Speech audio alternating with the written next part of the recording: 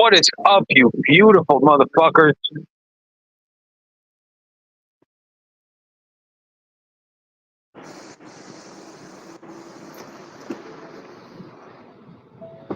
What is up, you beautiful ladies, you wonderful gentlemen? We've got a lot to cover today. So much has transpired since I left you last night at about 1:30. Bro, this shit is fucking dope, son. Oh, yeah. Y'all love it. I know. It's a good look.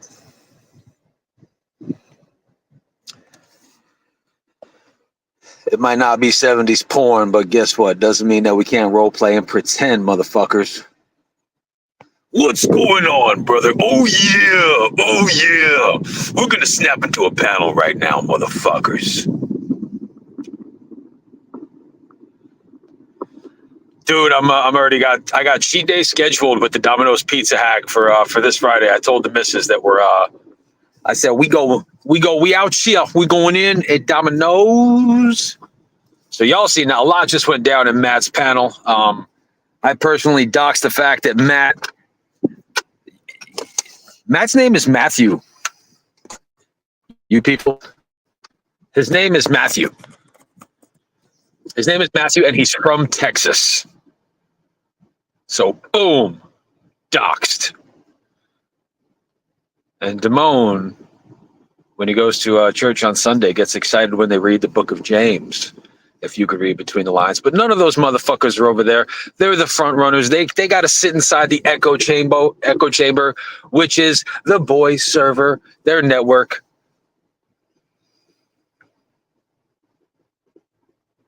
But that being said, we got the real motherfuckers over in here. We got 31 financially independent, conservative-leaning, based people getting ready to turn up on a Monday afternoon.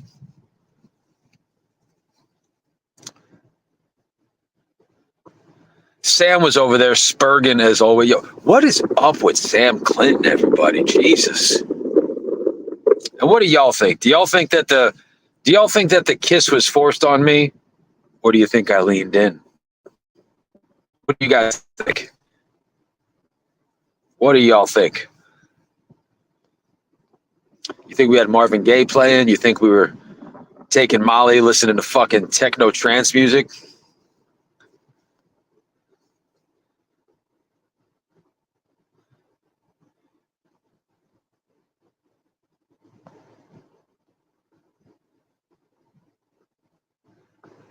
On a serious note, y'all, that Dowd paperwork is, we joke around, right? Hashtag we are concerned. That was really difficult to, very little ever makes me step back, and very little makes me step back and be like, yo, there's no funny angle to this. Like, there's not even a way to take away a positive. Like, this is dark, this is evil, this is ugly. And it was funny too, like I had read it, but once I heard somebody else actually reading those words, imagine a child that young, saying, Uncle so-and-so's hands were inside me in a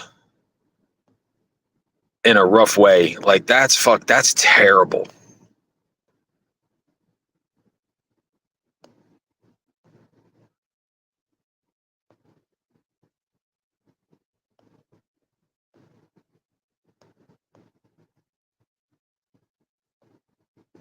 It's not even defending him, man. I'm just the only thing that I could think of is like that kid. Where was an aunt? Where was a real uncle? Where was mom? Like, where was somebody to literally beat the living shit? I'm talking like burying fucking hands to the rib cage. Like I want to. If I fought somebody like that, like I want to make them bleed on the inside. Like, I just want to take shots to the body so that, like, I want it to be the type of pan that changes a man.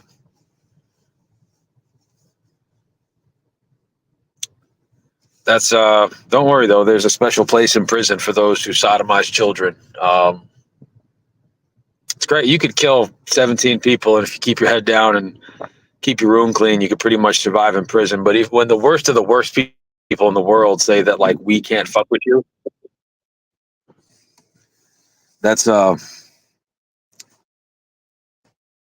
That's crazy. You know, I'm just waiting for the next essay paperwork to drop for somebody we know or someone who's adjacent to us. But what's the title of this stream, by the way, y'all? I don't even know what I'm supposed to talk about. NTF cleaned her room, apparently. Got to give the girl credit. She came back like 13 hours after getting dragged to. Yes, Emmanuel Yarbrough style. Tommy Boy Studios. Maurice Smith, Kevin Randleman, Keith Hackney, Gerard Gardeau, Art Jimerson, Ken Shamrock, Frank Shamrock, Henzo Gracie, Hoist Gracie, Hickson Gracie. We're bringing back all the ghosts of yesteryear. I would love for there to be like, if I'm not joking, like pedophile Hunger Games would be dope. What do you mean? I bet most prison pedophiles are getting protected. I don't think. I sent you pics, Ray. Did you really? Oh, I was like, what?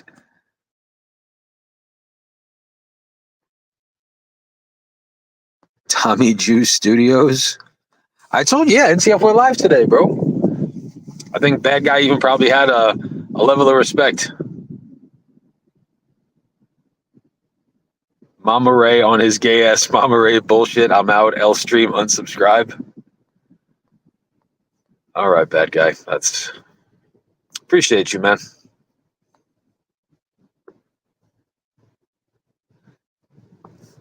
Just so you guys know, we're doing a community raffle.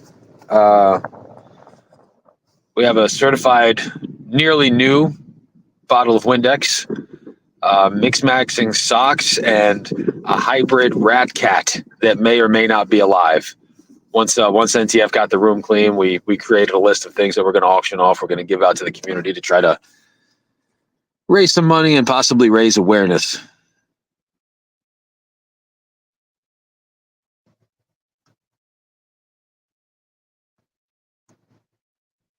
And the Dr. Disrespect thing, y'all know that when Dr. Disrespect came back, fairly, not fairly, so I know for a fact that, well, I think he said it to subscribers of 13 weeks or more, and he had an army of mods in there sniping anybody who mentioned it. And the fact that there were 250 to 300,000 viewers in the live, and let's be optimistic here. Let's say 60% of those people didn't hear about the allegations, right? That still means that roughly 100 to 130,000 people did not give a shit, and they were there to support the man regardless. And he has the audacity to. He didn't even really walk it back. He admitted it, but he didn't seem apologetic in any way, shape, or form. He basically made it sound like we were out of line for even questioning what he was doing. So, you know, as much as we bicker and drag each other in this community, that's, if you want to know how the country feels about this thing, you know, 40 to 50% of people don't give a shit. You know, as long as you entertain us, we don't care if you harm children in that way. That's a sobering thought. Not thought. Jesus. That's a sobering thought.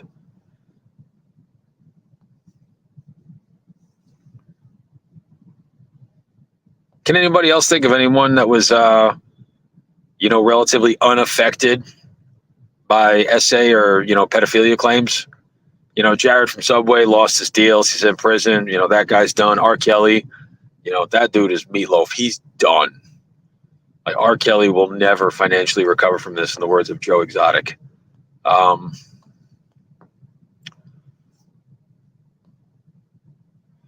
the other thing, too, I'm just saying this out here.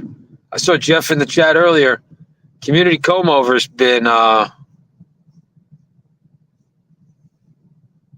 he's been absent. You know, I'm kind of curious if there was like a government task force that was, given the task of neutralizing the threat that was community comb-over. You know, if you're gone, sir, may you rest in power. And if you're currently being held against your will and waterboarded, God be with you, sir. Godspeed.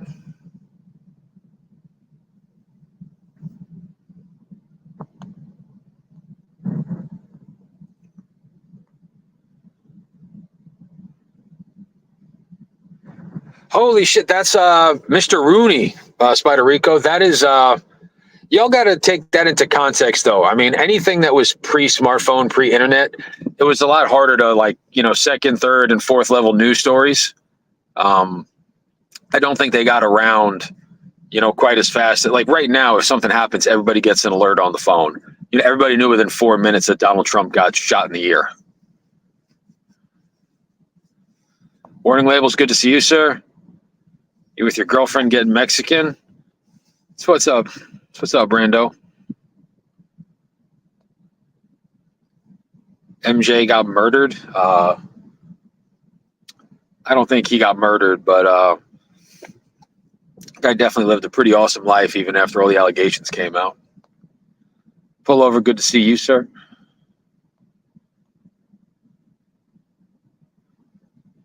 But no, that paperwork on Mr. Dowd, it was good not having people arguing, just somebody kind of presenting it in that type of a way. I think that it kind of helped everybody to. The doctor killed Michael.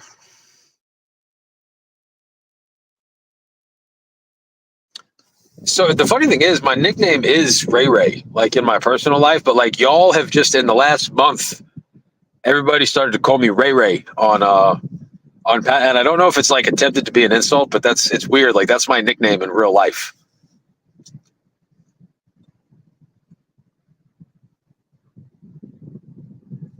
Sweet baby Ray Ray.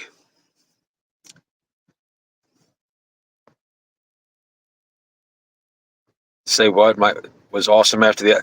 What I'm saying, his life was awesome after the allegations. Like he didn't go to prison. He got to keep the Masters. I'm sure he still owned the Neverland Ranch. Like I don't think, other than the public shaming, the guy still lived a life beyond most of our wildest dreams.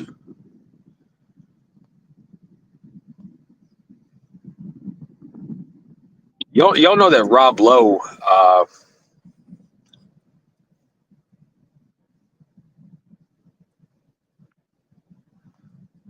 the actor, not the journalist who is. Uh, they're getting autocorrected. They were typing gay. Okay, okay, that makes more sense now. SEO. Now it's all coming together, just like the boys server. Everything's coming together. Shout out to Spokesman, whatever he's going through. Everybody was happy to see him back today. If he happens to be tuned in, everybody wishes you the very best that can possibly happen. Roman Polanski still releasing films. I didn't know he was still making films, man. That's wild.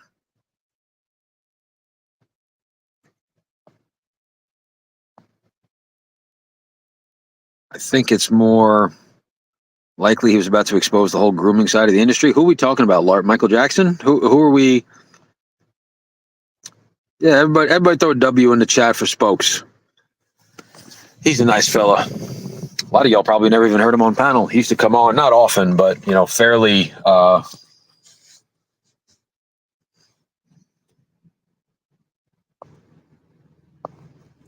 Yeah, W's in the chat for Spokes. Yeah, Rob Lowe, the actor. Somebody tell me what it was. Statutory rape? Is that what it was? And then how about Ron Jeremy going to jail for going to prison pretty much for life?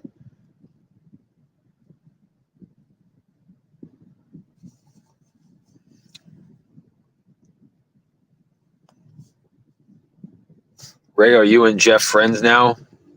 Uh, Anybody that's trying to make a better life decision, I will be there for that person, regardless of who it is.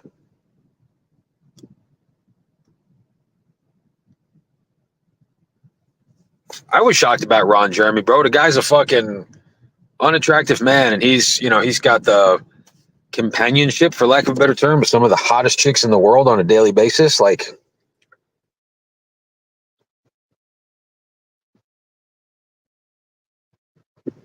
who's Ronnie? Menthol man. Who's Ronnie? Oh, Ron Jeremy.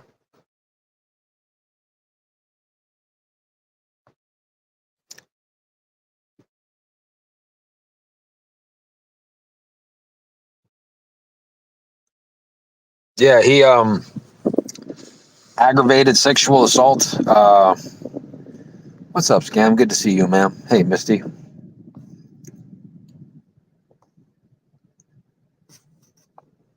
Ray really wants but no, there was an idea that was the boys, and that idea was taken from me. They've we were like a boy band. I went to go solo. I just didn't find the success that Justin Timberlake did. They're on their own journey now. Patcon. The boys have their own legacy to leave. He got all that. He got all that that stuff because he got all that stuff because he was the actor. He was getting paid to do so. A lot of unattractive men probably love seeing him. They're like, "Oh, if Ron Jeremy can, clap these cheeks, like so can I." It gave men who were threes and fours across the country unwarranted confidence.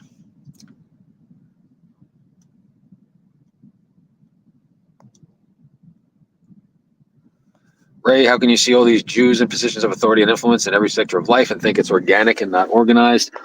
Like Dave Chappelle said, when they're black, it's a gang. When they're Italian, it's a mob. And when they're Jewish, it's a coincidence and you should never speak about it again. That's true.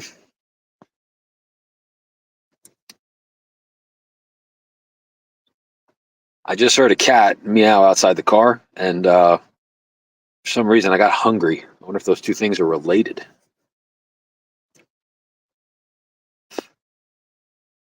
Have you all seen the sex trafficking rings that try to lure young, when I say young, like legal, but like 18 to 23-year-old women over with the dream of being a live-in nanny or an au pair or a caretaker for children? Like, we'll get you your own bedroom, transportation. You can take class at the community college. You can learn English. They get over here. They put the needle in them. They get them stuck on fentanyl and then start selling those women as a resource. Here's a fun question in chat. What's worse?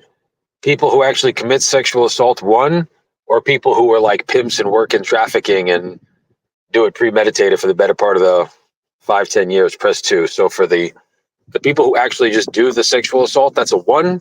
And for the people that turn it into an industry and perpetuate it, press two.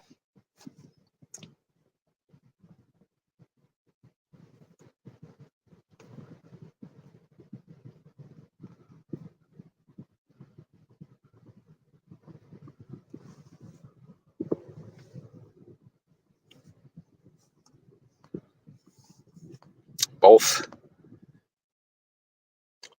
The people who import them and stuff, like, so a PDF file, that guy he needs to be executed. He needs to be put down. But he's doing something that's a compulsion that he can't fight. Someone that brings these girls over and puts the needle in them and sells them, like, that's truly a sociopath. Like that guy knowingly, because there's so much premeditated stuff and it has to go through. Like somebody I could see, somebody, if they don't have their wits about them, could that's not what I'm saying, Matt. What I'm saying is they're compelled to do that. Like that's their driving force in their body, these fucking scumbags. I'm saying someone that imports women in and puts them on drugs and sells them, they're not doing that because they're self-serving. Has nothing to do. We're in agreement, Matt. We're not disagreeing.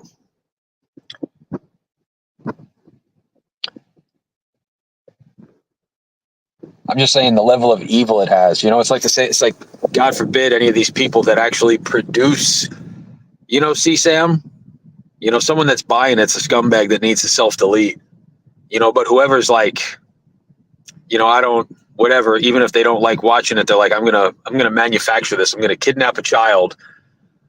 We're gonna create this awful, awful, awful stuff, and we're gonna sell it across the world to make millions, so that everybody in the world can witness this kid's trauma. I guess it's just organized crime versus It happened in Epstein, and I'm sure it's happened in every other trafficking network. It's all the same. It's about control. Find Finla. Who's Fin Lashea or Fine Lashea? I'm not sure who that is. Of course, bad guy. You know that's exactly what I'm doing, sir. Thank you for helping me clarify myself. I have a hard times with words sometimes.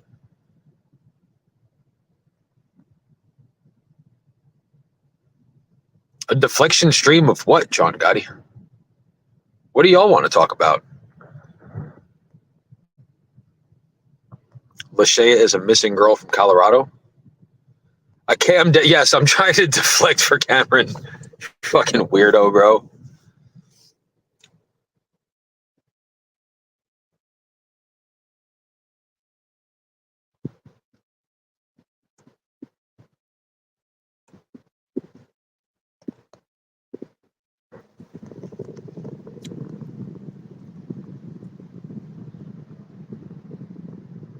Certificate. You spelt it wrong, bad guy.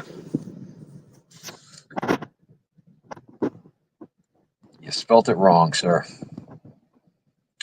So Dr. Jeff. I didn't get to see the whole Jeff stream. So let's walk things back a little bit, because I know we've had a panel heavy weekend this weekend. I'm part of that.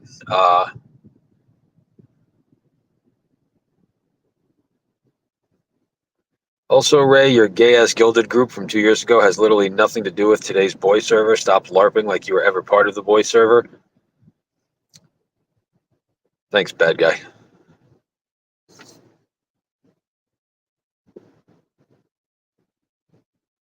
See, I know what happened with bad guy. This motherfucker got shredded, lost like fucking 40 pounds. He's eating salads, being productive, working out. Now he's eating his feelings, and he has internalized anger, and he's let himself down, and he doesn't know how to internalize that, so he projects it outward on the people that he cares for the most. Hearts in the chat for bad guy. We're there for him. We are there for him. Jeff made fake phone calls to the cops last night. You're joking.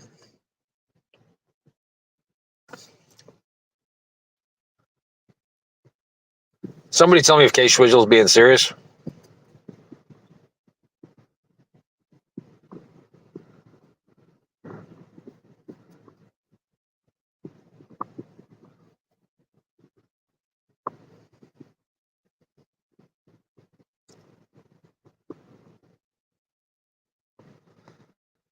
No, but can someone tell me, did he actually make fake phone calls to, did he call the cops and make up the story, or was he pretending to call law enforcement?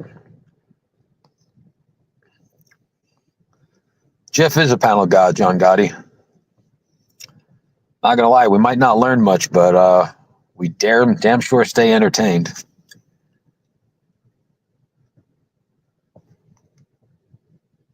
He was pretending to call the cops. Okay. And did him and Telly come to are they able to coexist?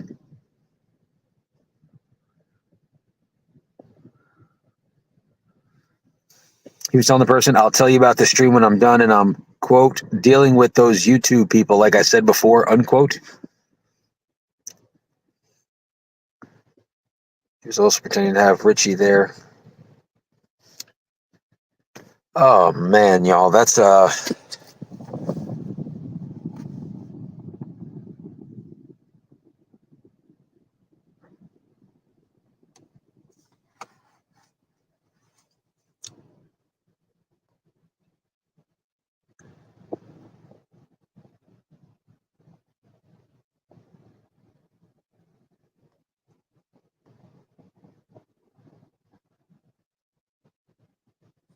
is Telly in Europe? Wait, no, is Interpol the whole world? That's the whole world.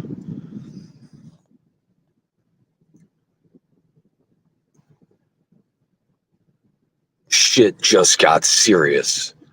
Ray wanted to name. I did want to name it the Hooligans. I love the Hooligans, bro. That's a great name. Anybody who wants to stand against the toxic masculinity and the entitlement of the quote unquote the boy server, who wants to join the Hooligans? Press 2 in chat. Let's shut this shit down. Let's show bad guy what's going on. Who wants to be a member of the Hooligans? Official.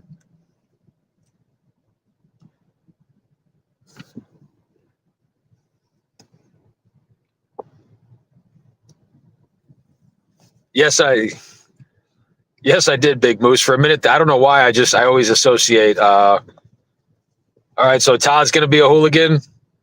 Dub said, "Fuck you, Ray." Ellen said, "Fuck you, Ray." Hand to Crom is ready to be a hooligan. Let's go. Brandon obviously doesn't give a shit. He just says Kelly's on his way to jail. K Schwizzle's not even giving me. Does nobody want to join the fucking hooligans? That's what's up, K Schwizzle.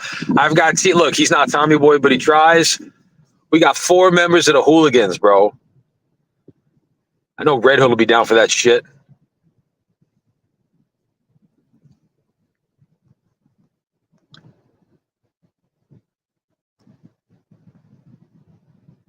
Pullovers in the hooligans. Let's fucking go, pullover. Let's fucking go.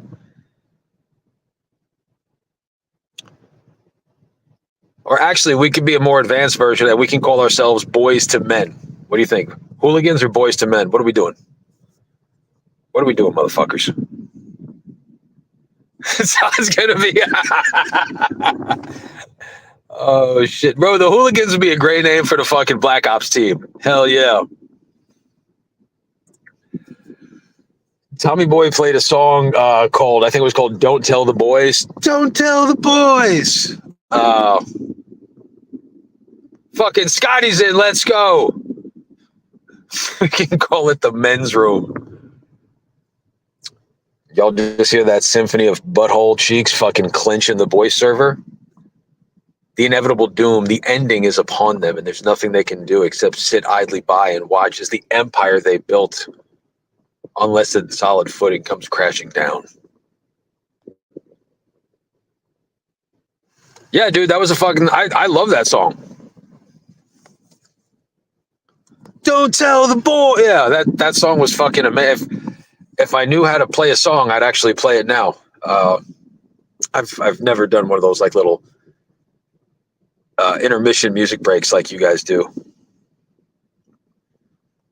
Please require dick pics. Ray will require a face pic and the current city you live in. Big facts, yo. Big facts. Credit scores under 670 will not be.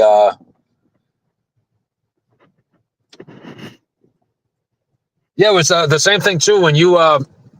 Because I hadn't heard in a decade, but when you brought Rat-a-tat to the community,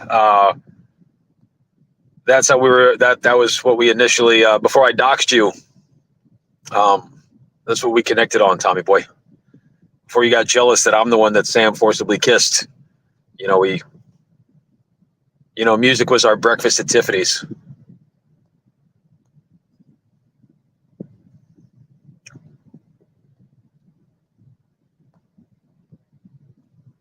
The only thing that's going to end the boy service when I put out all the screenshots in a couple of weeks. Oh.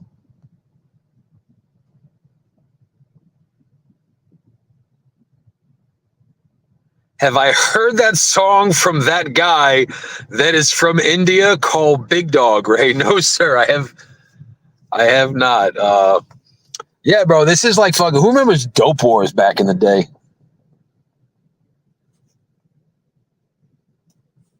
I can't tell if you're trolling me now, TBS, that I like that song. Now I feel like there's a chance you might actually be trolling me. Ray, show us your flatulence microbrewery you have in the back of that Pinto. This N-word out in the bush cooking up gas crystal. Y'all are just fucking mean, yo. Freebase flatulent. Ray huffs 250 milligrams before every live, every time.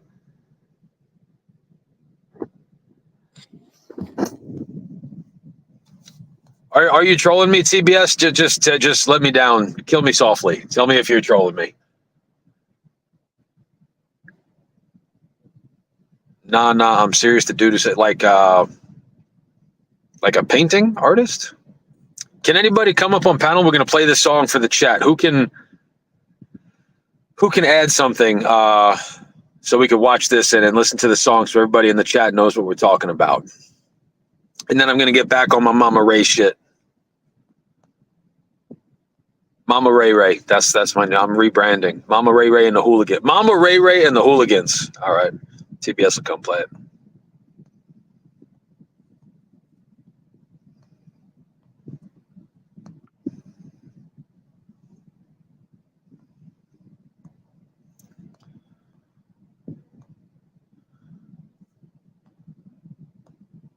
If Ray's an eye on his own. You don't even say hi, Satan's chicken rooster Jesus soup, but you're gonna laugh at fucking. She's been down bad for LARP since Obama was in office, bro. But she's always been supportive to me. I fuck with that lady heavy. Even though she doesn't say hi, Ray, just laughing out loud, LARP. That's amazing the way that you try to get Ray to end his own life by killing his from the outside what appears to be heavy level of self-esteem, but on the inside he's inevitably circling the drain, wondering if he's going to be next after community comb over.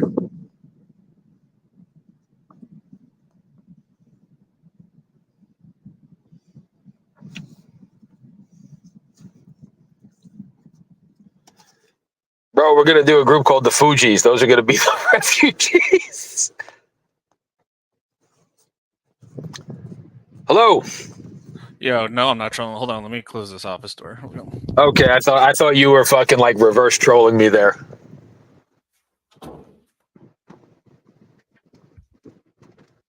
No, what I mean by artist is you should follow this guy on IG, dude. He's actually pretty fucking hilarious. His comedy, like his like little bit, he does these little skits mainly with himself, and they're pretty like you gotta like that. Like it's kind of like Seinfeld. It's kind of like a mix between Seinfeld and Curb Your Enthusiasm humor. I fuck with Larry David, even though he's a small hat. Yeah, he's pretty fucking funny, but he's Petey on IG. I don't know if this should get. I'm gonna play the music video though, because the music video is actually pretty good too. I don't think I've ever seen the music video. Yeah, it's fine. And I wasn't trolling you. Dude, anybody I play this song for has never heard of this guy, and it's not like he's got a ton of shit out. But if you actually listen to it too, especially the second verse, it's pretty good lyrical song as well too. It's almost were you a Tom Petty fan? Yeah. That was my first concert. Was Tom Petty? Do you remember the song? Fucking "Don't Come Around Here No More." Like it kind of has this song to me has that feel. All right, here I'll put it in this. I'm gonna put it in the basement. All right. I'll mute up. It's like 4 minutes. If this is the Sam Clinton sex tape, I'm gonna be pissed. No, but that was pretty funny on the fucking what's on NTFs. That was Bad Guy's idea, not mine. So I got to give that to him. What did Bad Guy do on NTFs? I missed it.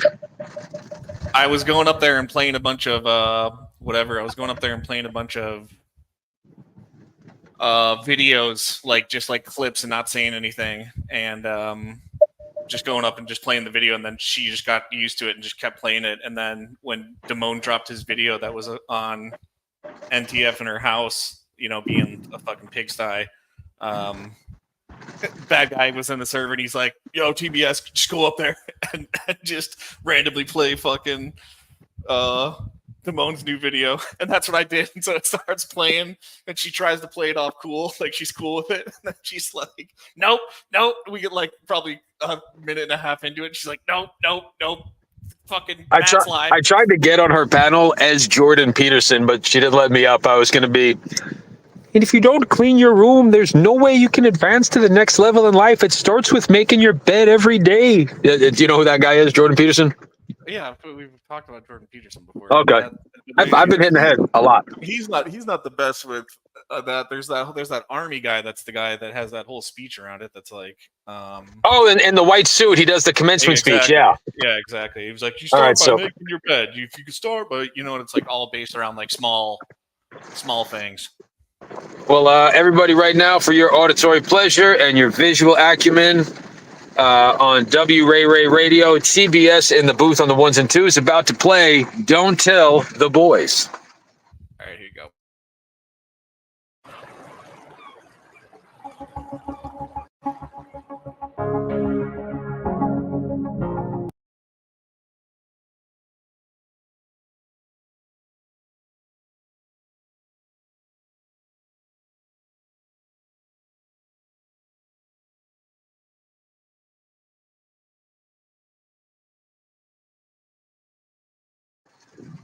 Is this buffering for you too, or just me?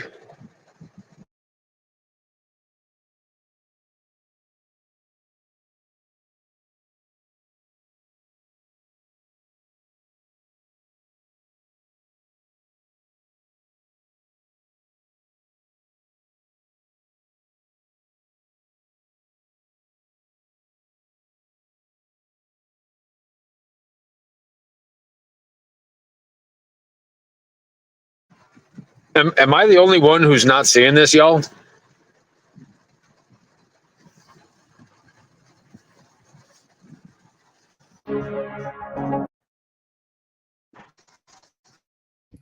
Damn it! Hold on.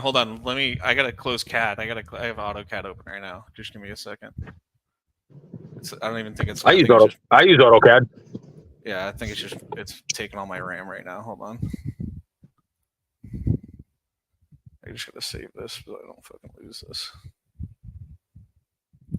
But yeah, follow this. PD is fucking hilarious on IG. He hasn't been posting much. I'm not sure what's up. All right, Bro, these guys look nothing like what I thought they would look like. Holy shit! I know, dude. You gotta go see his. IG. It's fucking hilarious. All right, this should be better.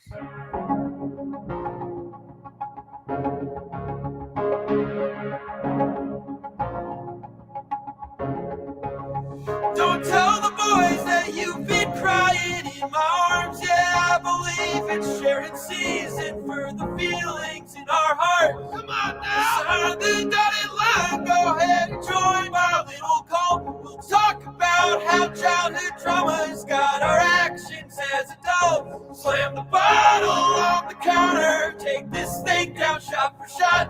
You know I've made a lot of best friends. You're the best friend that I've got. And now we're howling at the moon. Hell yeah, we're making lots of noise. You know I hate to say I love you, but there ain't no other choice. Don't tell the boys.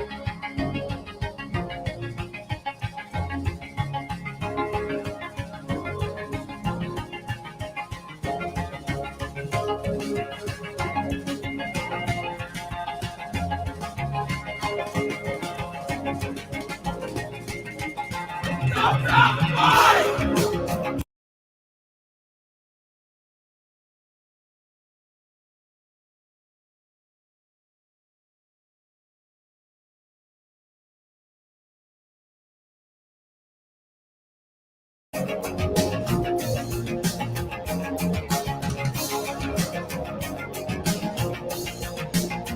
Don't tell the boys.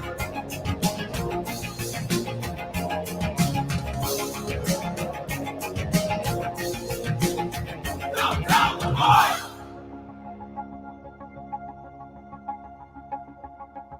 Don't tell the boys that we don't spend the week inside and watch 3 seasons of the OC till Marissa fucking dies. And no times I'm more like Ryan, you're a little more like Seth. You're so quick-witted when we talk about what happens after death. Heard your brother's in the desert, he's been fighting for our freedom. He's been chasing nameless faces ever since he finished rehab. Wait for the individual who doesn't support the whole damn conflict. It's either shooting guns or heroin. At least one of them pays for college. Oh shit!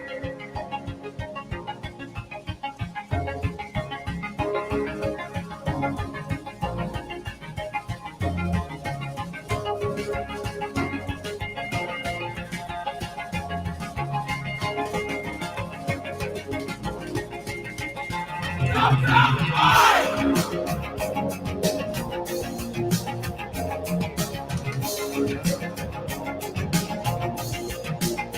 Don't tell the boys.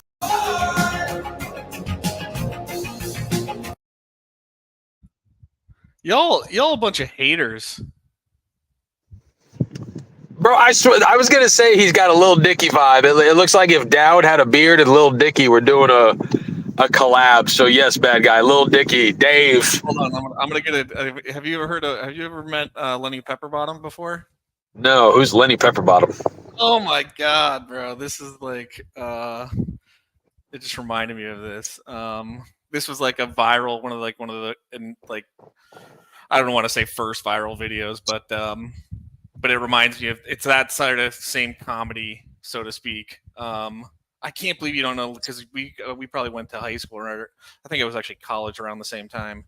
And this guy was like, how do I want to say? It was very like it just everyone was like saying his shit like that. You probably heard people say it. He says like, you can tell it's an Aspen by the way it is. Yeah, that sounds familiar. I played CKY's Chinese Freestyle the other night, and everybody thought I was retarded. That's like high school for me. I mean, people don't even realize that CKY was before Jackass. Jackass, Viva La Bam. That was like, dude, I remember watching that. Remember when they fucking threw the dummy on top of the fucking, like they were in PA. I just remember because it was like that was like woody forested area, and they took that dummy and like stuffed it with like clothes and shit and threw it on top, like over a bridge on a guy. Yeah. A guy was driving his pickup truck. And the dude like slammed on his fucking brakes. You know Don Vito was a sex offender, right? No, I didn't know that. You mean Yeah, Don Vito, Big Bam's Matt, uncle. like don't feed Vito? My favorite was, do you remember the black dude in the cowboy hat? The frat boys tried to jump him, and then Mike Vallely just fucked everybody up. Yes. Oh, yes, dude. That guy was jacked, dude. I do remember that. That was a bad. Yeah, Mike Vallely was like a skinhead that became a skateboarder, but loved black cowboys. That guy fucked shit up that day. And think about it now too. Remember the this is gonna sound super gay, but I remember the shirt that he was in, and like it's funny because that was like a pump shirt that he was in during that part, and like that's like back to being the style now, especially in the gym. You know, it's like everyone's, at least here in Europe, everyone's wearing pump shirts. Yes, and he was very much in the vein of. Do you remember Henry Rollins? Yeah. Kind of like that fucking like, I'm white, I'm angry, but I hate drugs and we love God. But yeah, so are we going to see Lenny Pepperbottom or are we not? Let me play this. Yeah, this is pretty funny. Okay. Same window or do I have to change For anything? me, nature's one of the neatest things. Fucking shit. Hold on. For me, nature's one of the sweetest things. Maybe this was it might have just been more of a Colorado thing, but I know like it's got fucking 18 million views on it from 15 fucking years ago. Hold on, it's loading. It was so funny. And the guy actually kind of blew up from this, to tell you the truth.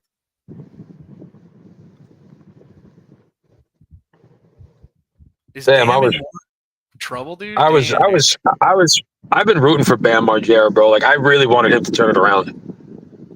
I mean, they gave him I think they gave him as much rope as they possibly fucking could, if you ask me.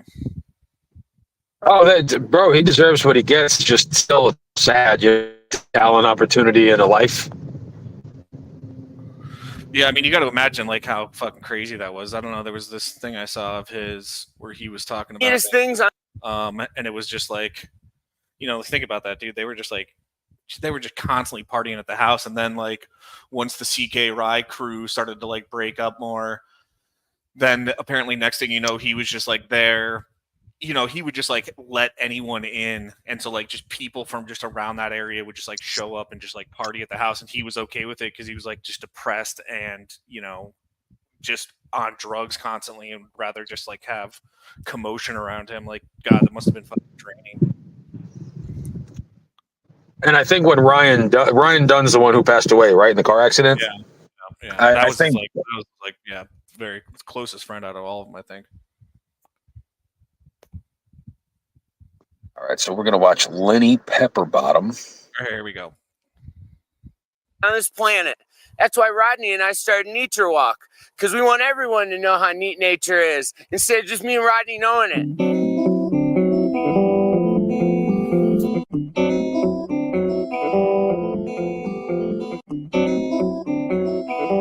How neat is that? That's pretty neat. Without a doubt, coming out into nature is one of the neatest things there is to do. But you also have to be careful. That's why I always try to pack a gun. That's just a little bit, pack some heat. Now this isn't much of a big boy. I don't want to kill the animal, but I do want to warn it and say, hey, I think you're pretty neat, but I respect your distance. There's bears out here, there's mountain cougars, and biting goats. How neat is that? That's pretty neat.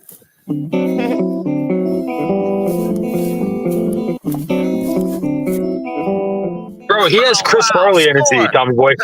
Yeah, he Look did. at this. This is an aspen. You can tell that it's an aspen tree because of the way it is.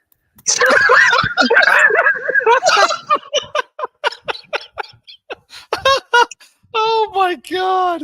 You can tell it's an aspen because of by the way it is. I used to love this dude so much back in the day. Bro, do you know who Lenny Balls is? I do. Yeah, it's the guy from from Barstool. Sunday Conversation with Barstool with Caleb Presley. Yeah, I do. Yeah. This guy has like that lovable chubby guy who's like he's got like a young Tommy boy energy, dude. I don't know who this guy is, but I love him. Oh my god, I'll have to fucking send that to you. I can't play this. It's not gonna fucking. Can you send that to IG? I would need to find out who does he have multiple videos or just that one? He's got a ton of them, but that's the one that. I mean, his other one's got. Is he being serious or is he being funny? No, he's being funny. Like it's all, and that's what I'm trying to say. That's the reason I played that is because people aren't getting the humor around the PD music video like that. Like you retards and chat. He wasn't being serious. It was like it's like an actually pretty well produced song, but the whole music video is just kind of like a fucking it's a gag. So it's the same thing as like that. He just makes that. It's like I think that humor, you know what I mean? Like it is difficult to create. So I do give it a lot of I give it a lot more merit compared to just like slapstick comedy. You know what I mean? Yeah, I like that too. Like when people kind of poke fun at themselves. Self-deprecating humor, seldom if ever, is lost. And this, you guys might actually see it first on panel. I'm about to have a road rage. Was that you? Of epic proportions right now. That's not good. Tell me to stop. I don't need to fucking. Was that you honking? I heard you honk. Yeah, that was me. Someone just fucking snatched, jumped in front of me in the gas station driving a minivan with spinning hubcaps. Jeez. That is America right there. Yeah, and that's where I'm the same douchebag I'm on YouTube. I'm like, you say that in your car. You wouldn't say that if you get out of the car in real life, man. Oh, see, that's funny. Yeah, see, I'm the same way. Self-deprecating. You wouldn't say that out of the fucking minivan, no. Those fucking rims, they're plastic. We know they're fucking plastic. Well, no, someone a couple of days ago had one of those, those plumber vans, like the Mercedes Sprinters or the Ford Transits. Yeah. Fucking psychos driving 80 miles an hour down a regular street, swerving in and out. I just pulled up to him, like, dude, like, you're putting other people's lives at risk. He's like, did I kill you, bro? I'm like, no, but it doesn't cost anything to be nice, man. He's like, oh, you're telling me to be nice. And then I go from that version of Ray to like, I'm like, dude, the only reason my dick's not in your ass is because I've decided for it not to be so. I will fuck it. I'm like screaming at him to get out of the car. And he's like, I don't throw hands, bro. I throw lead. That was his comment. I was like, bro, get out of the car. We'll fucking throw hands right now, you cunt. And he's like, I don't throw hands. You have been watching way too much Schultz. What do you mean? I can hear it in your voice. Like, the worst thing I'm gonna be able to do is I can only say it in I like the one that I remember in, but is like when you get down like this, where he's talking about where he's like, it's actually funny because it goes back to NTF, but his latest Netflix fucking show where he's talking about like MJ and he's like, it's just tough because like, man, I love his music, right? But then you're like, he touches toddlers, like. And I don't know if I can get over that. You know what I mean? Like that being your idol. He goes on to talk about like MJ and shit like that. Well, Dave Chappelle had that thing. He's like, and Michael Jackson was a pedophile, but do you remember that? He's But Andrew Schultz is he's falling off hard, man. I really don't like the way he went. Yeah, it's because he got too big. The podcast happened. The podcast got big, and then he got a big old head on his shoulders. And I think he's essentially like he's like Ellen DeGeneres. He quick path to Ellen DeGeneres. He had too many yes men around him. He blew up too quickly, and apparently he's just a dick now. Like he's actually just a dick. Well, do you know who Brandon Schaub is? Yeah.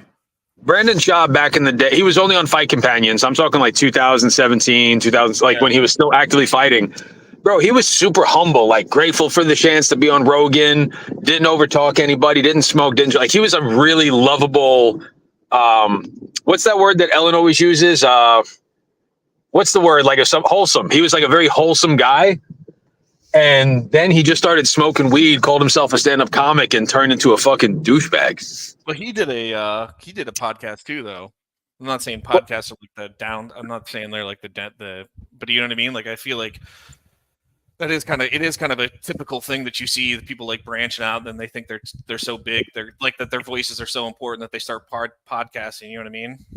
Well, dude, even take a look at certain catchers in the community or any celebrity when everybody just tells you that everything you do is right, everything you do is just. You are beyond reproach. You are the moral authority. Like it's impossible for a human being. It's not even like they're building themselves up. Like their fans build them up. Yeah, dude, I'm not on YouTube, so I can't delete Big Moose's comment. But that's What did he say? You're riding the line. David Lucas has been on a decline. I haven't been keeping up with David Lucas, but who's David Lucas? You don't know David Lucas, dude? Oh my god, get out of here! Oh, the black guy with the dreads? Yeah, the black guy in dude, Tony, dude. I'm going to see him next month. That's I like him and Cam Peterson. Yes, I was thinking Joyner Lucas for men. Yes, I love. I love. So I mimic fucking his. I try to mimic his roast. You know, just so fucking funny. Like he's just got the most clever shit. He's like, you like the final boss in fucking Duck Dynasty. You know what I mean? Like you look like a homeless what is it, like a homeless pet veterinarian or some shit. Like, dude, the dude is just like, he is so fucking clever, dude. I cannot get over that guy. What he does, he points out shit that we all notice, but we don't comprehend. Shit that we all know, but we don't see. Because when he says it, you're like, oh shit, that does. Yeah, exactly. Dude, exactly. Tell me that. And look, I'm not calling Meow a pedo at all, but tell me Dowd doesn't have like maybe some shared DNA with Meow.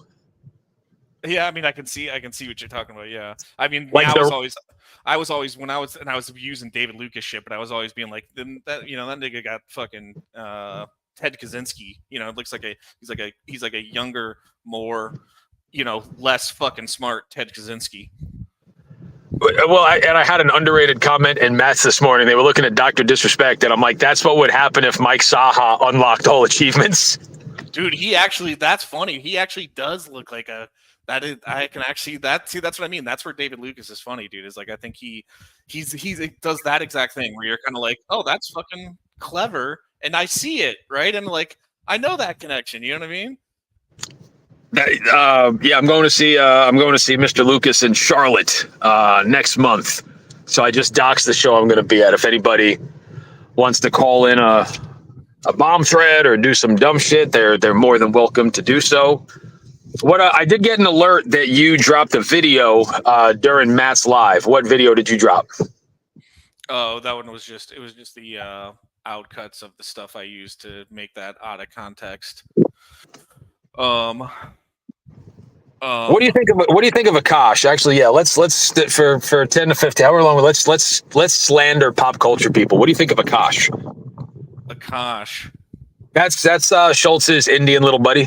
Oh yeah, that's right. Actually, I've never really liked that guy, to tell you the truth.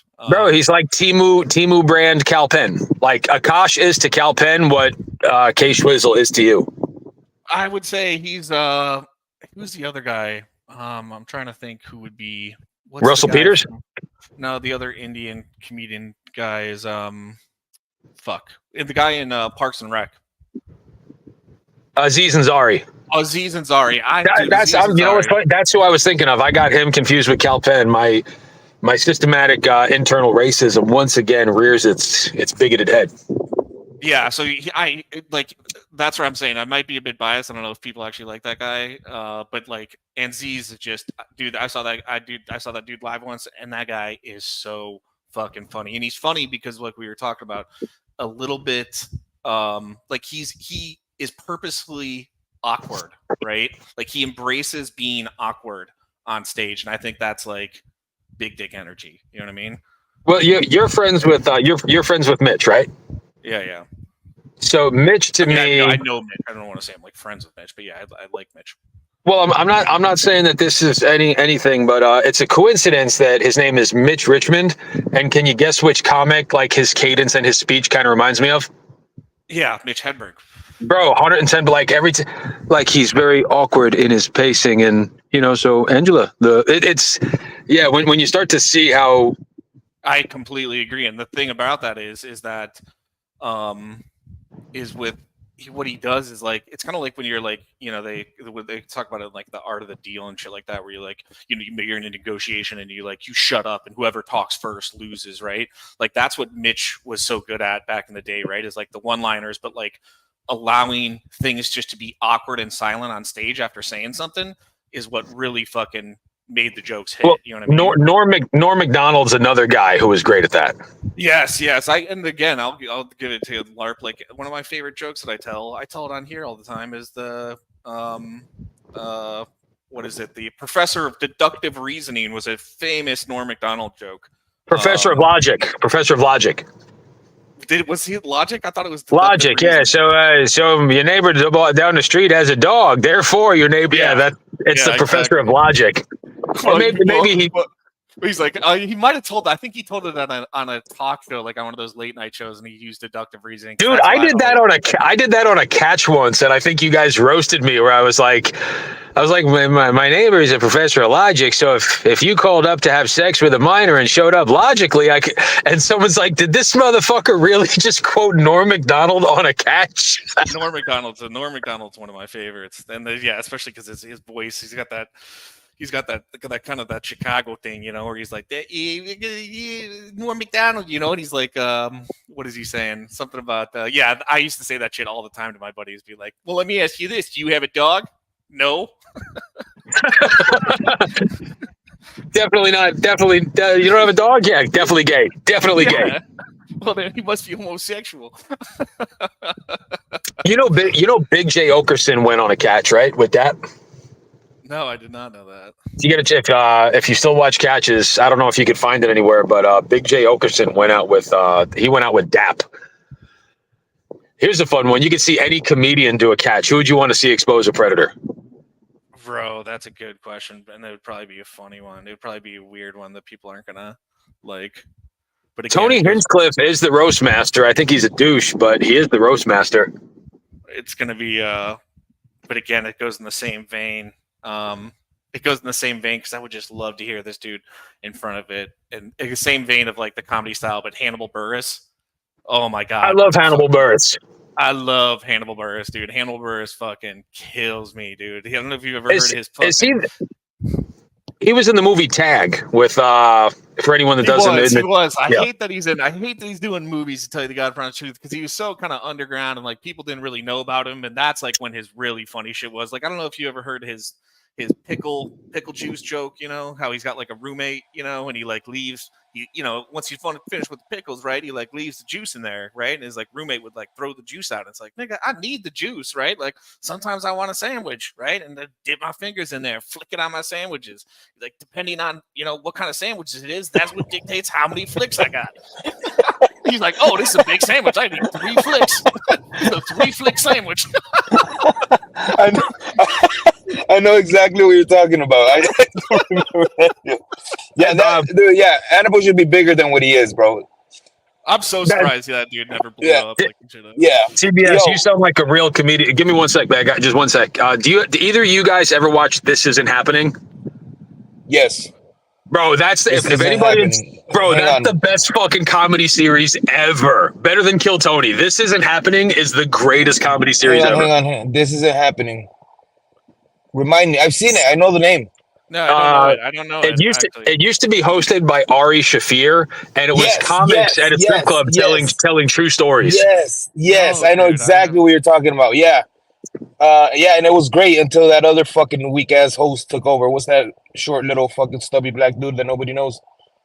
Anyways, that shit's hilarious. I don't know how I've never heard of this. Why? Yeah, it's a Comedy Central thing. It's funny as fuck.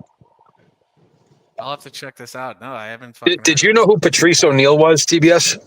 No, Bro, You don't know Patrice O'Neal? no. Who was it? Oh, you would enjoy it too. bro, TBS is going to be missing from YouTube for the next 6 weeks. Yeah. He's just going to be falling down the Patrice rabbit hole. Yeah, bro. Yeah, you would love Patrice O'Neal. Oh Yeah, rest no, in peace. his face looks similar, but like it looks familiar. But no, I don't think I've ever. I mean, I'd have to listen to his voice. I don't know. Like, so is this not happening? Is it kind of like do people not know? Like, are people not ready for it? Like, are they at the strip club to be at the strip club, and then somebody comes up there to start telling jokes? Is that how? No, it has production to it, dude. Like it's set up. It's like a comedy show, but yeah, it's at a strip club. But it's at a strip club. Okay, because the reason I ask is Yeah. like, my inflatable girlfriend just talked me into watching, and I was like so against it at first, but I fell in love with it. But that jury duty show, did you guys watch that? Yes, And bro. That it shit was hilarious. Fucking murdered me. It fucking murdered me, dude. I could not, dude. I couldn't watch it before we went to bed because I was cracking up so much because it just made me laugh so fucking much. Because it was like, what is it? It's like it's not like street theater, but it's what do they call that? You know, it's like It would cause me anxiety because there was times where I was like, dude, y'all doing too much. Like he's gonna figure it out. So bad guy. Patrice O'Neal is who we would want to see catch a predator. Yeah. That's who yours would be, Ray. Is Patrice? If you get that's a good one. Andrew Schultz and all those guys in that squad. Patrice died at 41. He died from diabetic complications. He's a young fella. He was Bill Burr's best friend. Like they were best friends coming up. Oh shit, bro! Bill Burr, bro, on the catch. Oh my god! Oh god, dude. Dude, hold on. I've got it ready. If Bill Burr actually did the bounty hunting thing for Sam, we got a predator. It's a lady, bro. That would be the greatest thing in the world. Dude, that's in one of my first videos ever. Is that Bill Burr bit where he's talking to like the Canadian newscaster, right? And she's talking about like how she's like, Bill, do you ever think like women comedians? And he's like, what the fuck are you talking about? He's like, you got a brain up there, fucking use it. He was like, he's like, if you don't want men to come, why don't you set up your own fucking thing and tell the men not to come, but we won't fucking come, right? Like, he's like, we're all out here eating the same shit sandwich. Quit fucking crying about it. I fucking love Bill Burr. Like that is my man. Yo, okay. Before we get too far off, I came up because you guys were talking about fucking like satire, self-deprivation jokes. Yeah, self-deprivation. Bad guy. We try to self-deprecate. What's the word I'm thinking of? Deprecate. Deprecate. Yeah. As soon as it came out of my mouth, I knew it was wrong. Deprivation is like lack of. Yeah. And okay. What is defecation? Shitting yourself or shitting. There we go. Let's go, bad guy. I'm learning. I'm getting there. Anyways, that Reading shit, Rainbow. and you guys obviously watch Kill Tony. Yes. You guys remember Rick Diaz, the dude that went up against Hans Kim? I think so, actually. Yeah. Well, dude, he was the best at that shit, at fucking making fun of himself, at embracing his awkwardness. He was super skinny, super tall, nerdy fucking dude. Yes, dude. I've shown this, dude. We gotta play this. I gotta play this. Yes, please, bro. Please. Are you at home, dude? Play the clip. Dude, he's got this pedophile bit, dude. Oh no, it's not that one. No, it's not that And one. bad guy turned me on to Adam Ray, bro. I got to give a shout out of gratitude to bad guy for turning me on to Adam Ray. Fuck, you know, and Yeah, you know who? He's gonna blast me if I don't. But you guys know who got me on to Kill Tony? Who? Jay Silly. Jay Stinky. Yeah, bro. Did you hold on? TV, did you see artificial intelligence Mark Norman the other day? No. Bro, Dr. Phil on Kill Tony, they did the Dr. Phil episode, and they brought on this guy to he looked like Mark Norman, but he was AI, and he was killing. And Tony Hinchcliffe was drunk. He was a cunty little salty bitch. AI, if you want to play something, that was probably the best. Either Trump and Biden, which was Adam Ray and Shane Gillis, or AI Mark Norman, two of the best things I've ever seen. All right, you guys are gonna hate me. AI, no, not AI. Fucking Donald Trump and fucking Biden, fucking Shane Gillis and Adam Ray. You know what I'm talking about? Yeah. I just Kind said of that. overhyped. Yeah, kind of overhyped, bro. Honestly, it was funny. Like at first, Shane killed it. Shane Gillis as Trump was fucking hilarious. But that's it. I don't need to see that again. You don't need to. There was no need for that to be at the Madison Square Garden show. All right, for They some reason redid this only Yeah. came up on fucking TikTok. Well, you got to watch this. This is only 2 minutes. I hate this is on TikTok, but you got to listen to this, dude, because this is who I thought you were talking about. When you're talking about this, like, because you got to see this kid that comes on to kill Tony. I'd be surprised if you guys haven't seen this, actually, to tell you the truth. And it fits within the community too. Okay, run it, bro. We'll watch it. You got to pull it up. Yeah, pull it up, Ray. Maybe that'll help. Watch your fucking mouth, cabron. Bro, can you remove that comment? It's looking as cluttered as NTF's bedroom up here. Thank you. Oh, yeah, Heath Cordes. I feel Oh, I like love this kid.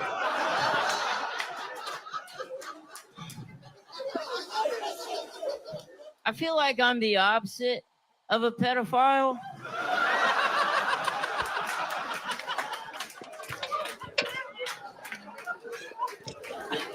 I'm 21 years old, but on the outside, I'm just a little boy.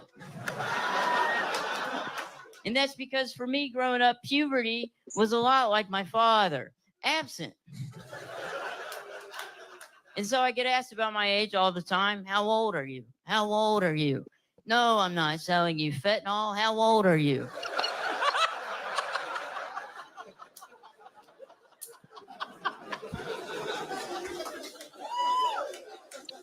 And it gets annoying having to answer this question all the time. So over the years, I've started to have fun with it. And I sometimes tell people that I was never born.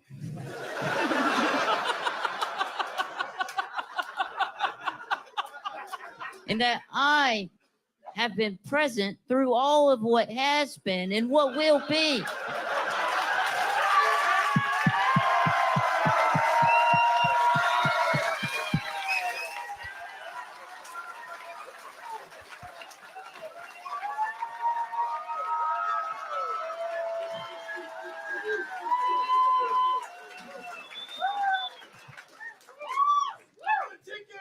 See, I came into existence before the earth and stars, and I will be here on the day they fall because I am ageless. But yet old enough to fuck your mother.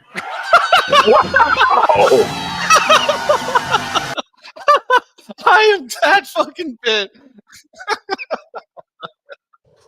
Yeah, that one fucking killed. That one he killed, dude. But old enough to fuck your mother. Do you guys know? Do you guys know Ari Maddie? Yes. Yo, that nigga's on a come up. Dude, that dude, funniest dude I've seen on Kill Tony so far. Well, Ari Maddie? Ari Maddie, yeah. Bro, he had this one Did joke. you see Tucker Carlson? Yeah, he was on there. Yeah. This Ari Maddie guy had this one joke, TBS, where he's like, I heard this couple arguing. But it was weird because it was a gay couple. It was two men. So both of them were making sense. That was funny.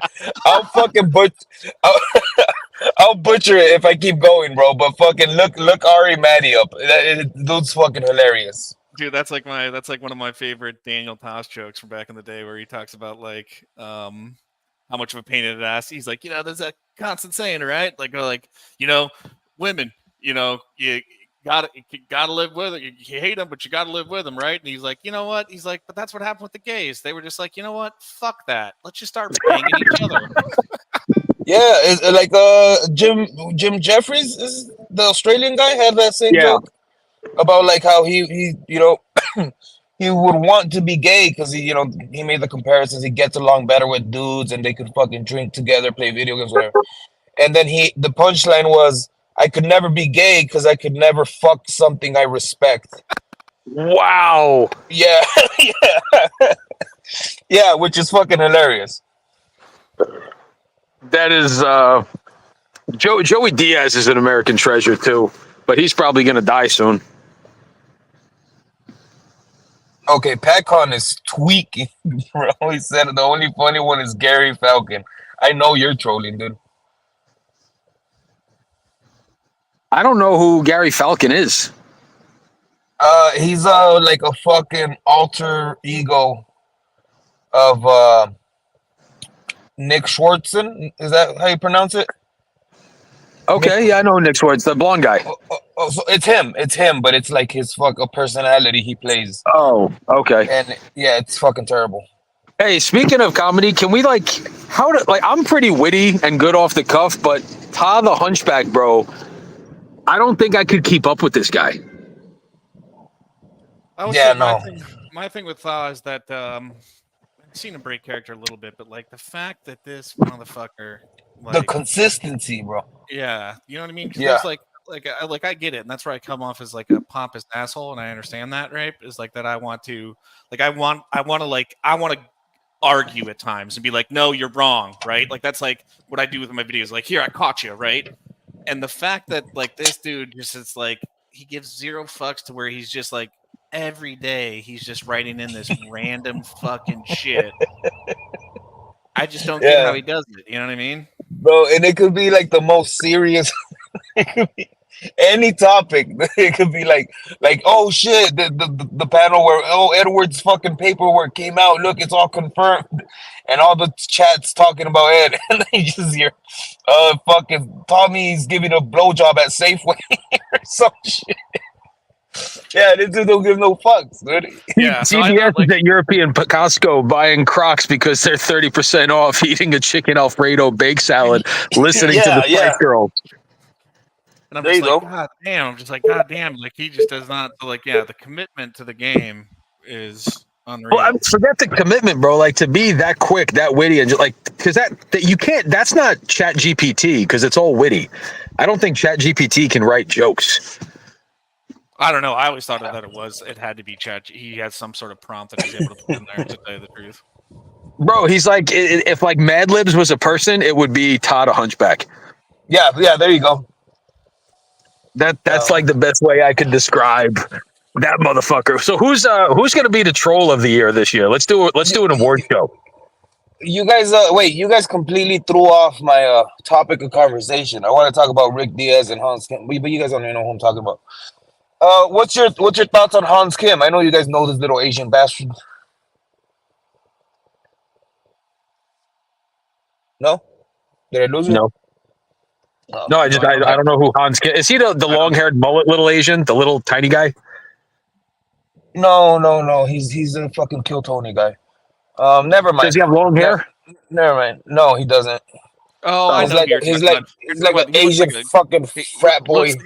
Typical like Google exec. That's who he looks like. It looks like Yeah, there you go. Yeah. He's and long story short, there was this other dude on the show that was funnier than him, and they did like he called them out, and they did like a fucking like a versus one set versus one set to see who was funnier, and the loser had to kick rocks, and the winner would fucking be a regular on Kill Tony, and they robbed fucking Diaz of it, bro.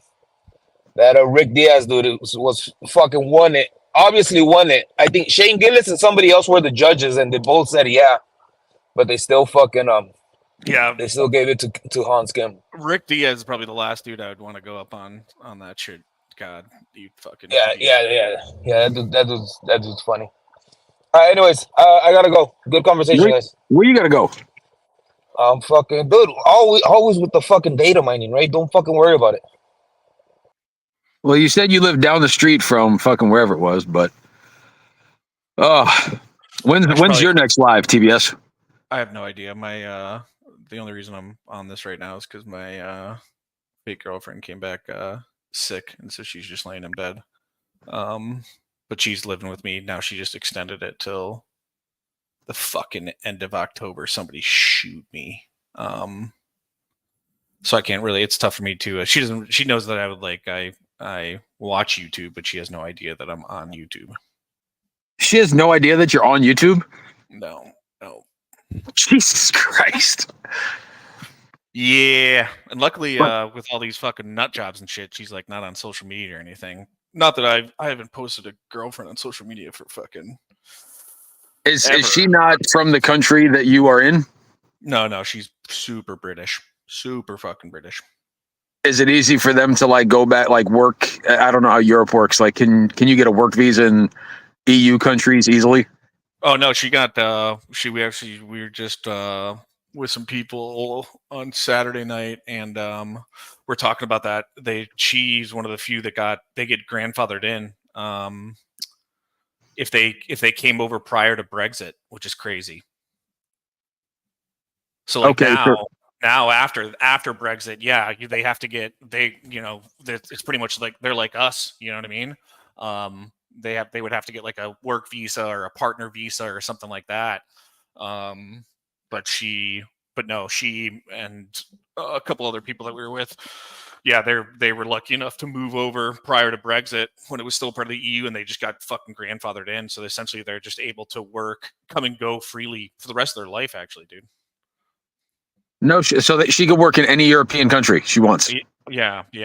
Because she was this crazy just rule of how they did that, dude. There's wild ass shit over here. Now that I learn more about like just like global politics and stuff like that, like I had no idea that Tokyo was, controlled by the British. And then when they had the treaty to pass it back over to China, they did it, and like the British apparently were the ones that were worried about like Tokyo culture being like adapting to Chinese culture, right?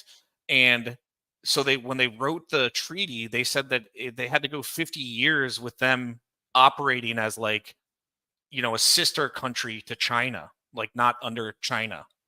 And so, but it was just like a 50-year like hold, or Hong Kong, sorry, excuse me, not Tokyo, Hong Kong. But like that's a wild thing to write in, you know what I mean?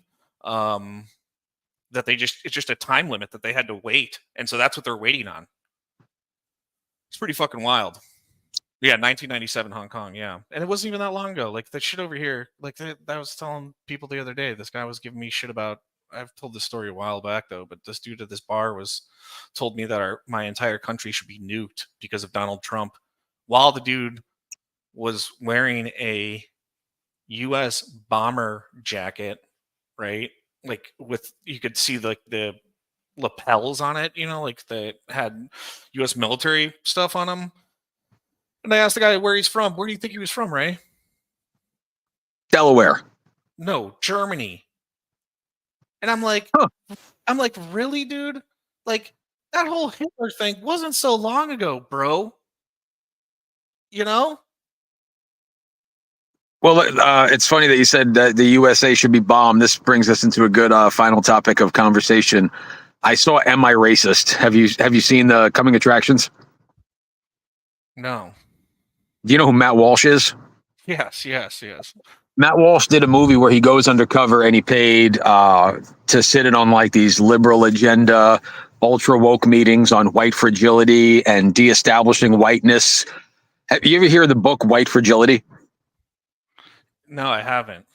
Bro, it was written by a white woman with curly hair, and he's trying to say that he's trying to put in the work to be an effective anti-racist. And he says, well, one of my producers is black. I think what I could do now is he took all the cash in his pocket and he says, look, this is a start for reparations, but it starts with me. And then he looks to her. He's like, are you? So she goes to her purse and gets this bitch to pull out $30 from her fucking purse to pay a random black kid reparations, man. The movie is fucking amazing. Oh my gosh. How'd you watch it? It's in theaters over here stateside. Really? Bro, there was another one called Race to Dinner where one woman said you can't separate good whites from bad whites. White people need to be destroyed, and the U.S. is a Nazi country, and it's not worth saving. And he had to pay these women $10,000 to host the dinner, but he put on like a man bun and glasses, and he went undercover, and he basically got these people in all these gotcha moments. Bro, sounds like somebody we know. Holy shit, that is hilarious. You haven't heard of this? No, to tell you the truth, I actually don't like Matt Walsh too much. I think Matt Walsh was kind of the downfall of fucking what is his fucking show that when he took over when Crowder left? And I know I used to like Crowder, but then Crowder left, and then Matt Walsh took it over. What's it called? What's his show called on the Daily Wire? They pretty much brought in Matt Walsh after Crowder was kicked to the curb, and then Crowder fucking was a piece of shit to his fucking wife. And he's just his take on things. He's kind of gone a bit radical for me. I'm not a big Matt Walsh fan, but he did the movie What Is a Woman, and did you see that? What Is a Woman? No. It was the same thing. He went around the country basically just trying to get people's like on the whole what is a woman thing, and it's gotcha moments. It's literally what you do. That's hilarious. I cannot believe that. I'm gonna have to. What is a woman? What is? I bet it's not in theater. I bet the racist one's on theaters out here, which is ironic because Scotty had this woman up on this panel the other day, and she was just acting like she was so well traveled, and goes on to say like how Europeans are like so not racist, and the U.S. is just filled with a bunch of nationalists. And I'm like, dude, you clearly have not been over to Europe in any recent time, because it is just that's what's running through Europe right now is fucking nationalism. I mean, you just look at how people are voting. It's wild. It's super, super right, which you got to keep in mind. Like your guys' like almost alt-right would be considered like leaning left moderate over here. Well, when Matt was doing his stream this morning, he had one of the things in 1.5x, and I realized everybody at 1.5x sounds like Ben Shapiro. Oh my gosh, I haven't heard from Shapiro in a while, actually, to tell you the truth. Well, when the whole Israel, he had the falling out with Candace, which was like a political black eye for him. Then the Israeli Palestinian conflict, and Ben's really fallen off hard, man. I actually haven't heard from a lot of those guys. Charlie Kirk, I haven't heard from him much. Charlie Kirk's around, bro. He just goes around college camp. Like, I think Charlie Kirk's the one guy that genuinely wants to educate people. Like, he's like, when I watch Steven Crowder just likes to make people look dumb. Yeah, so does exactly. Candace Owens. Like, there's nothing heartfelt behind it. With he just wants to make people. It's like, fucking snowflake, you snow. Like Charlie Kirk will literally sit down and let people speak and try to. Like, he's direct, but I think he's empathetic. He's decent to people. Yeah, so I completely agree with that. Exactly. That's the vibe. That's what turns me off of Crowder. Is there's almost kind of this like jock, like bully, like high school bully mentality, right? Where it's kind of like he just kind of wants to get like a poking fun, ha ha ha, like gotcha. You look like an idiot. No, nothing was, you know what I mean? Like no traction was made there. It was just me looking better. Like, yeah. And Charlie Kirk is Charlie Kirk's just much, I think, more, he's much better with statistics and like reverting to sources and things like that. Well, he just did a series with Vivek Ramaswamy. Do you know who that is? Mm-hmm.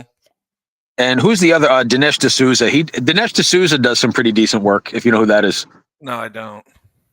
Dinesh, he's part of the Young Americans, Turning Point, Daily Wire routine. He's a conservative, but he's an Indian guy, and it's kind of the same as Charlie Kirk. Like, he doesn't want to embarrass kids for a lifetime on YouTube.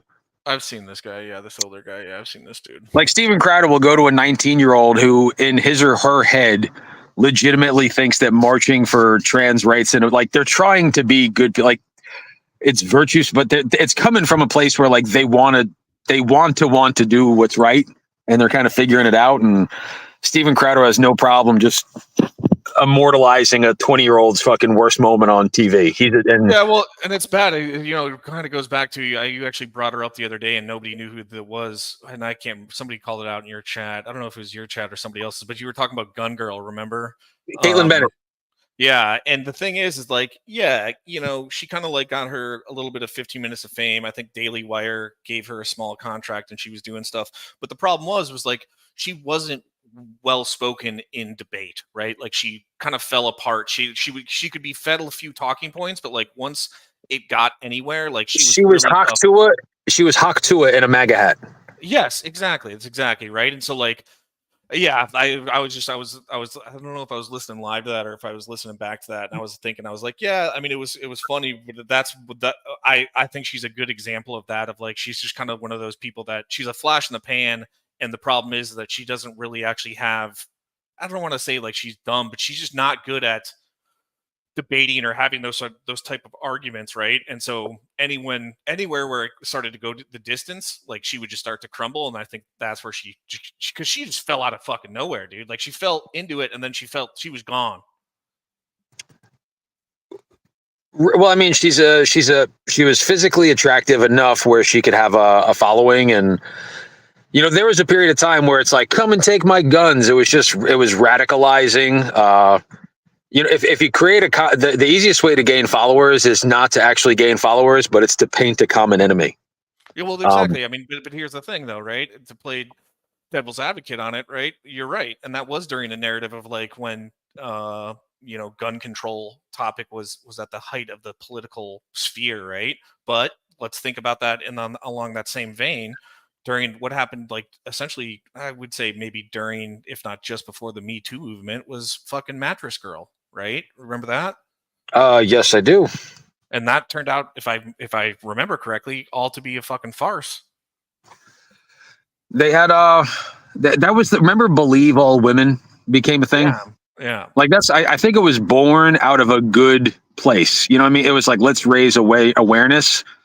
But then when it got to the point, do you remember when they were saying that if a woman regrets it the next day, then it's still SA? Unreal. Yeah. That was actually during the time when they were handing out like pamphlets for like questions guys needed to check off like before they had any sort of intercourse. Well, there was a college that was they made students download the consent app.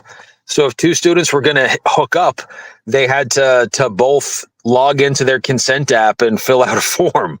That's wild. I didn't hear. Bro, can you imagine being 20, like fucking drinking Natty Light, dancing to fucking T-Pain and Ludacris, coming home? You're about to have a good time. You're like, wait a minute, let's log into our Dell laptops and go.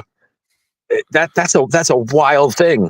And that's just not. I just don't think that's realistic. Same thing with like. I agree. I think that the whole believe all women thing.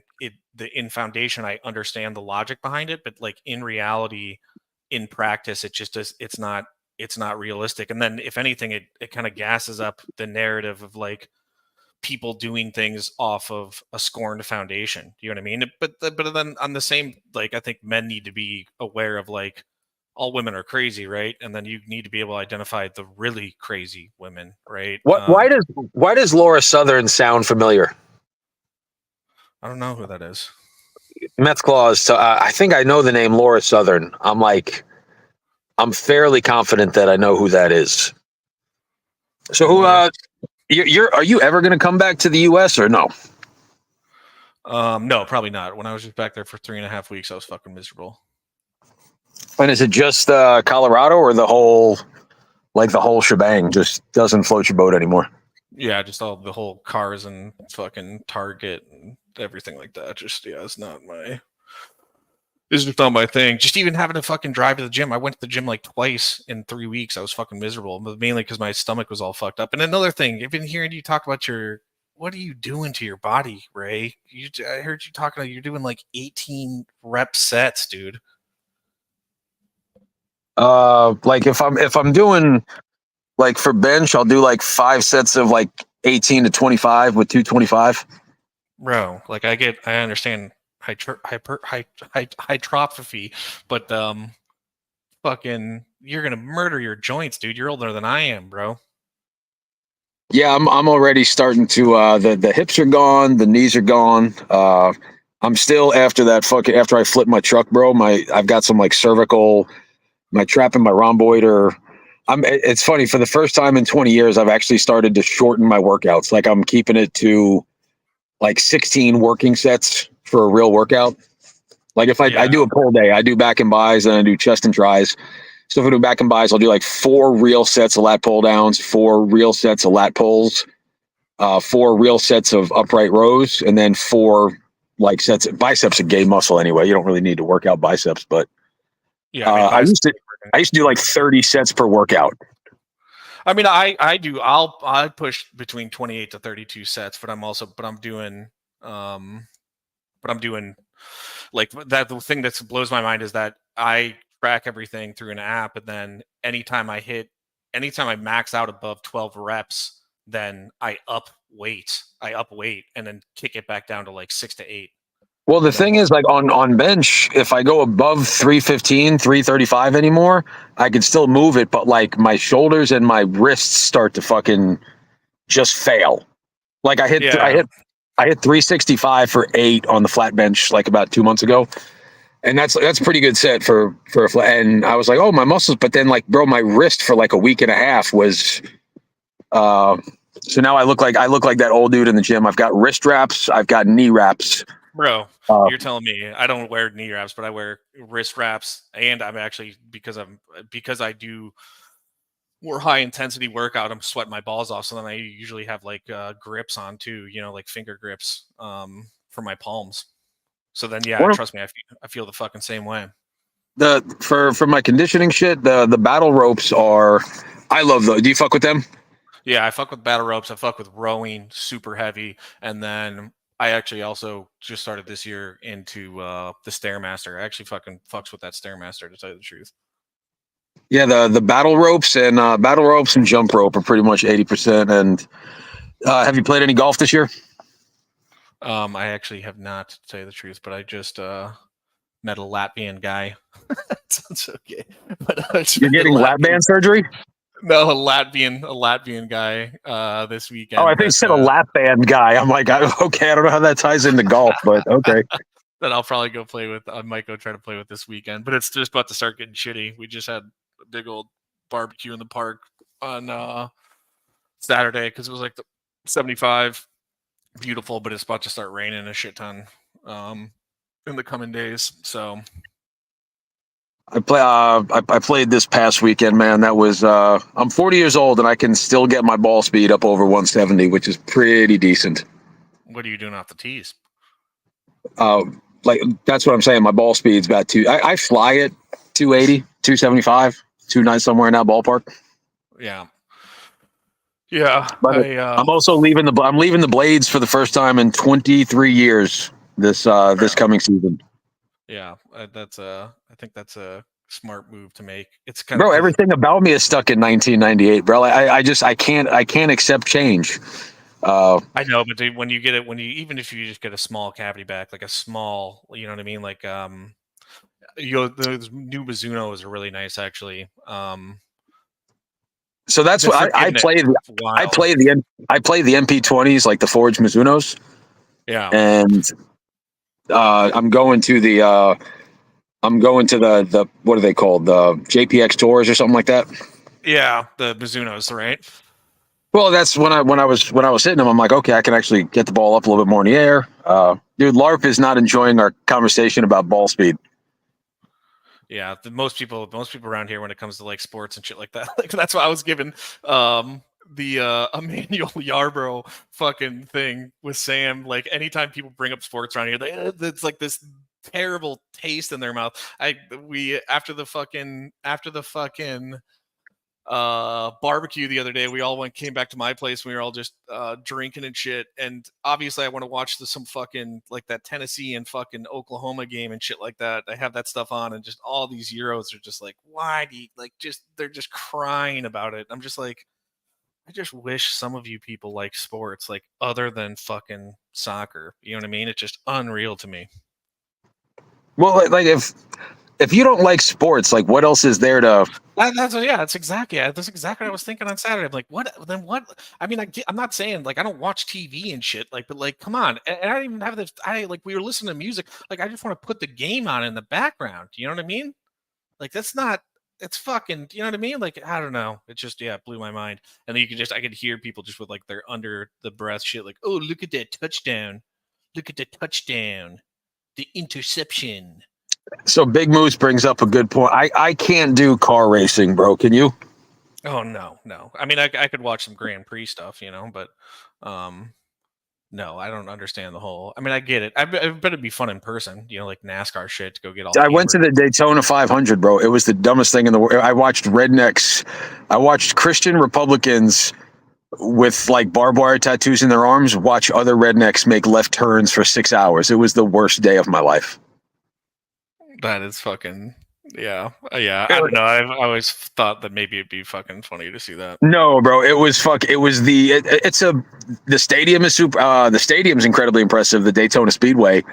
There were cool vendors and but just you're just watching these little fucking dots make left turns for hours and people are screaming, going nuts. It really, like, Ricky Bobby encapsulated the spirit of NASCAR really fucking well.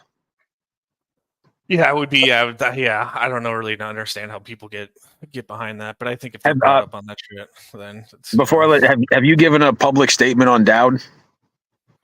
Yeah, dude. The funny thing is, I don't want to listen. I know there was people talking about that shit. Like I know Hoax was on that. He was on that a while ago, but I gotta go find the fucking clip. But I'm the one who asked because it's the first thing that popped in my head. But when I've only been on panel with the fucking guy like once, right? And I'm on panel with him, and I'm like, no one's asked this question, but I was like, everyone keeps using it because I know people like Treach kept going to it, but I'm like, just to be clear, like the child that's in your house right now that you keep falling back on, right? Is that the child that made the accusations? And he's like, no. And I remember saying to him, this is when I was back in the States, I was like, bro, then you're using that as a talking point as to why you're innocent is bullshit. Like that even makes it more sketch to me. You know what I mean? Like and no one else was talking about it at that time.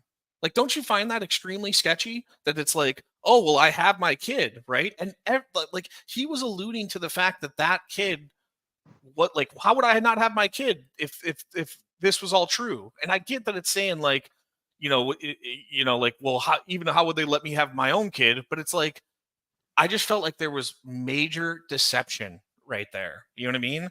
I when he said I have custody of I just assumed that meant it was the child mentioned in the paperwork. Yeah, you hit the nail on the head. Exactly. That's what I'm saying is like he was phrasing it in a way that was like, why would I have possession of this child if that was the case, right? Like he was phrasing it that way, dude. I'm not full of shit. That's why I asked him that fucking question. So well, when I was talking to him, people were like, why being nice? I'm like, well, if you want to get someone to talk, you don't attack them. And he kept saying it's like getting caught peeing in public. It's so, and I was just trying to ask him, so what? You tell me what is like peeing in public? Yeah, exactly. And like that's what I wanted to like. I mean, if you pull your dick out because like a bus full of nuns is driving by and you're like doing the windmill, I like he never gave. I guess I'm curious. Like, what did he actually do? And then when Matt read the paperwork this morning, that was wild.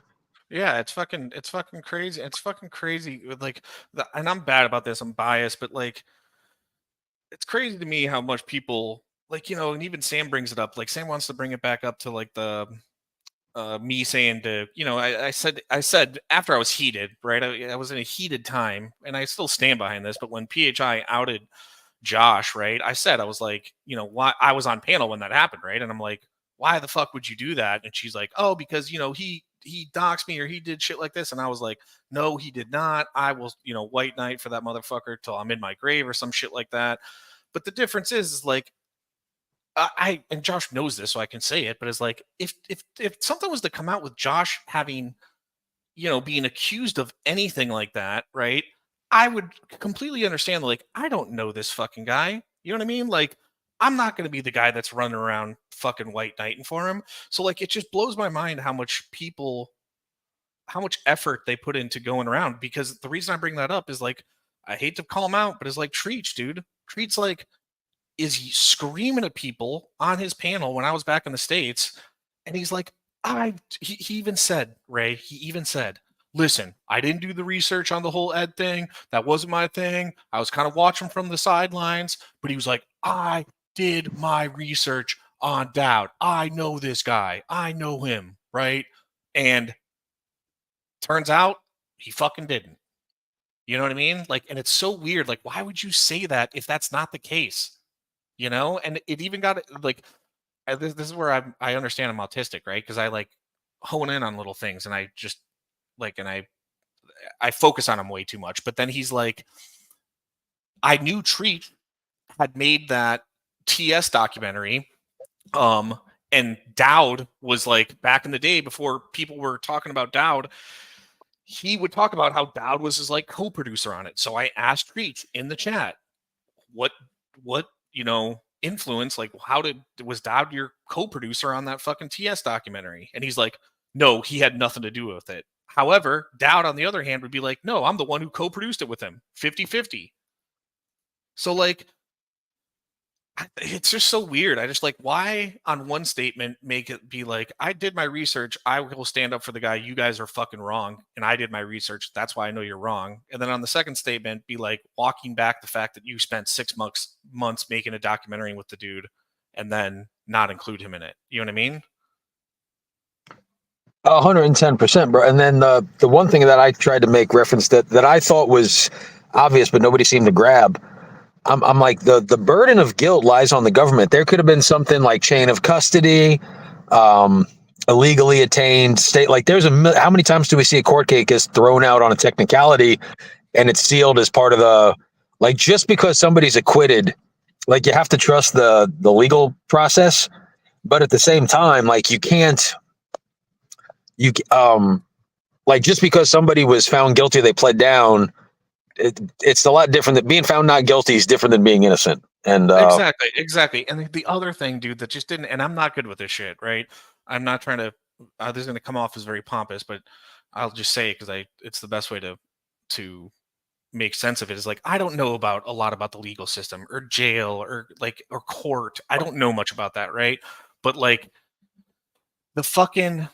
Where it didn't make sense to me was when I was back and he was telling, I think he was on, is when Kelly was pressing him. You might have been on panel at the same time too, but the guy was trying to be like, no, what happened was I had already spent X amount of time in jail for this while all this shit was going down. And then when they were like, okay, well, we want to drop it, the DA was just flipping through their book. I'm exaggerating here, but lately, the DA is fucking flipping through their book and it's just like, oh, so what charge matches up with the time served so that we can just pretty much write it off and it's a wash, and then they're like, think about it, they're licking their finger, flipping through the fucking law book and they're like, aggravated sexual assault, right? Boom, that one's 80 days and you've already served that time. So let's pick that one. I'm like, there's no fucking way that just doesn't make any sense, dude. There's no fucking way any court process would work like that, where they're just like, because your argument would be then, okay, well then what if like shoplifting would have met up with it? Would the charges have got moved to shoplifting? I don't know, my man. That's I just think that was a major cope, And yeah, the fact that Dowd was on panel for like 30 hours, man.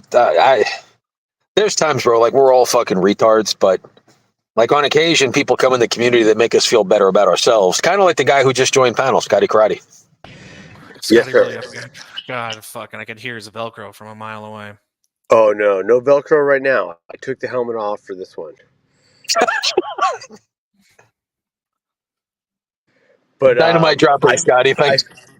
I felt like I wanted to say, I definitely didn't press Dowd, though I didn't necessarily hear all the stuff. I know that it came out Friday.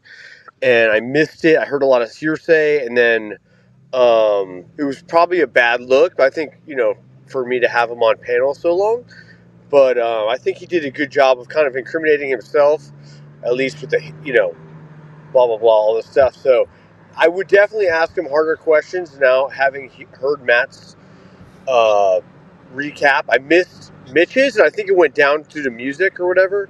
So when I went back to watch it, I didn't get the chance. So anyways, I was super busy.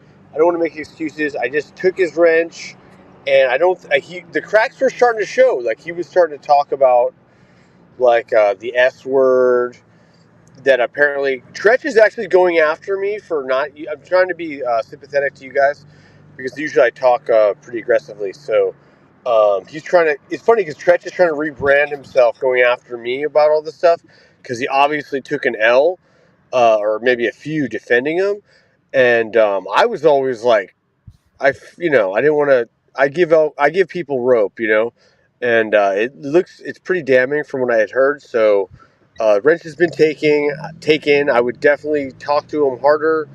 It was bad timing for me being at work so much Friday, and most of the chat was pretty much crucifying him anyway.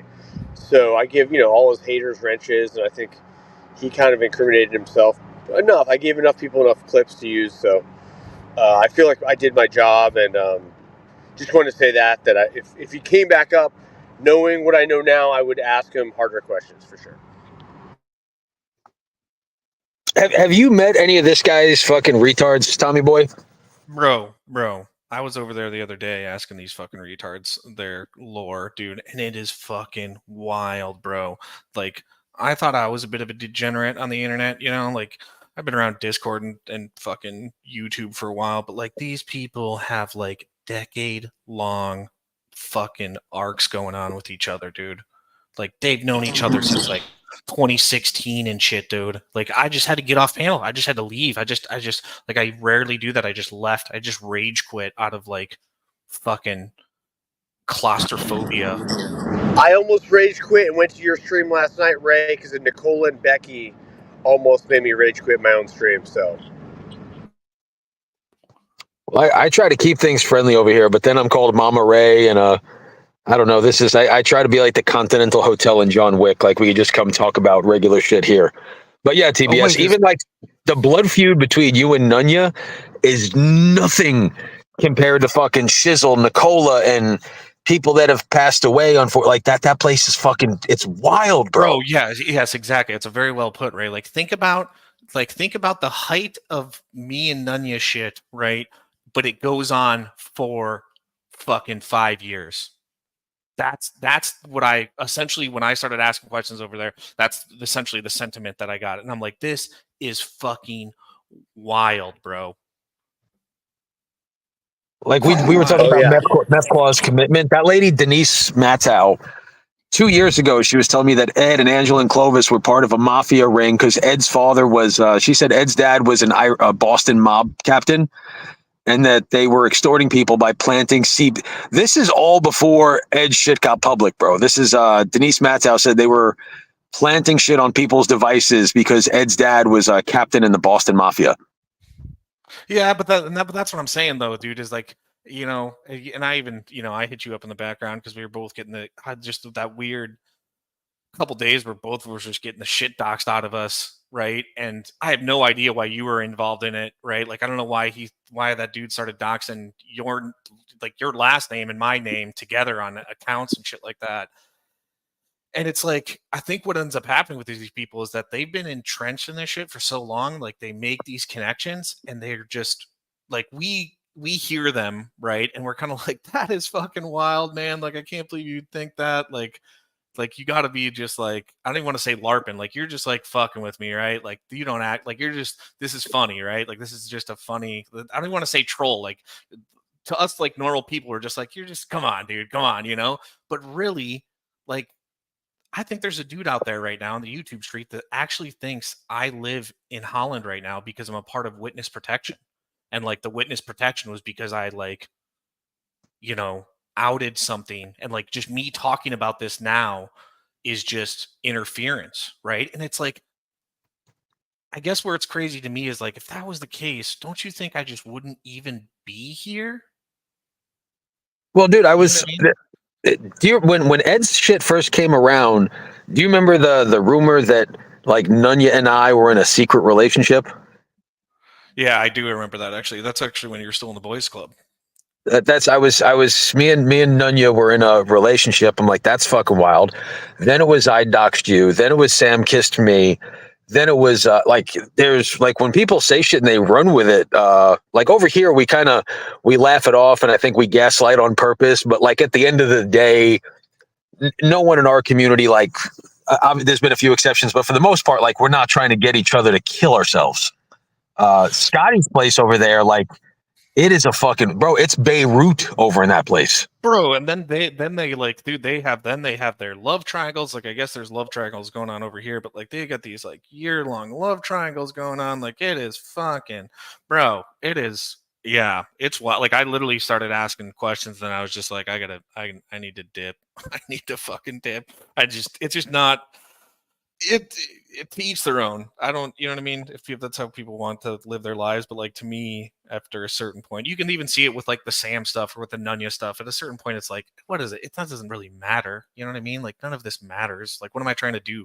Like, have some sort Dude, of like, even if somebody was your biggest enemy and you were like, hey, I can call their job and get them fired, you like, I know some of the people that I know, even if you hate somebody, you wouldn't do that.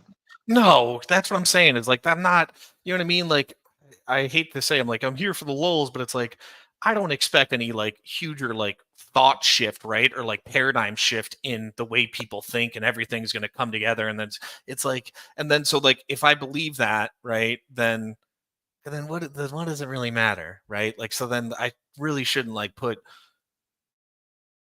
actually want to put time in. You know what I mean? Like, because then that's, it kind of goes along the same thing when I tell people, especially these Europeans, like people that are like, I can't believe you have Amazon Alexa in your house, right?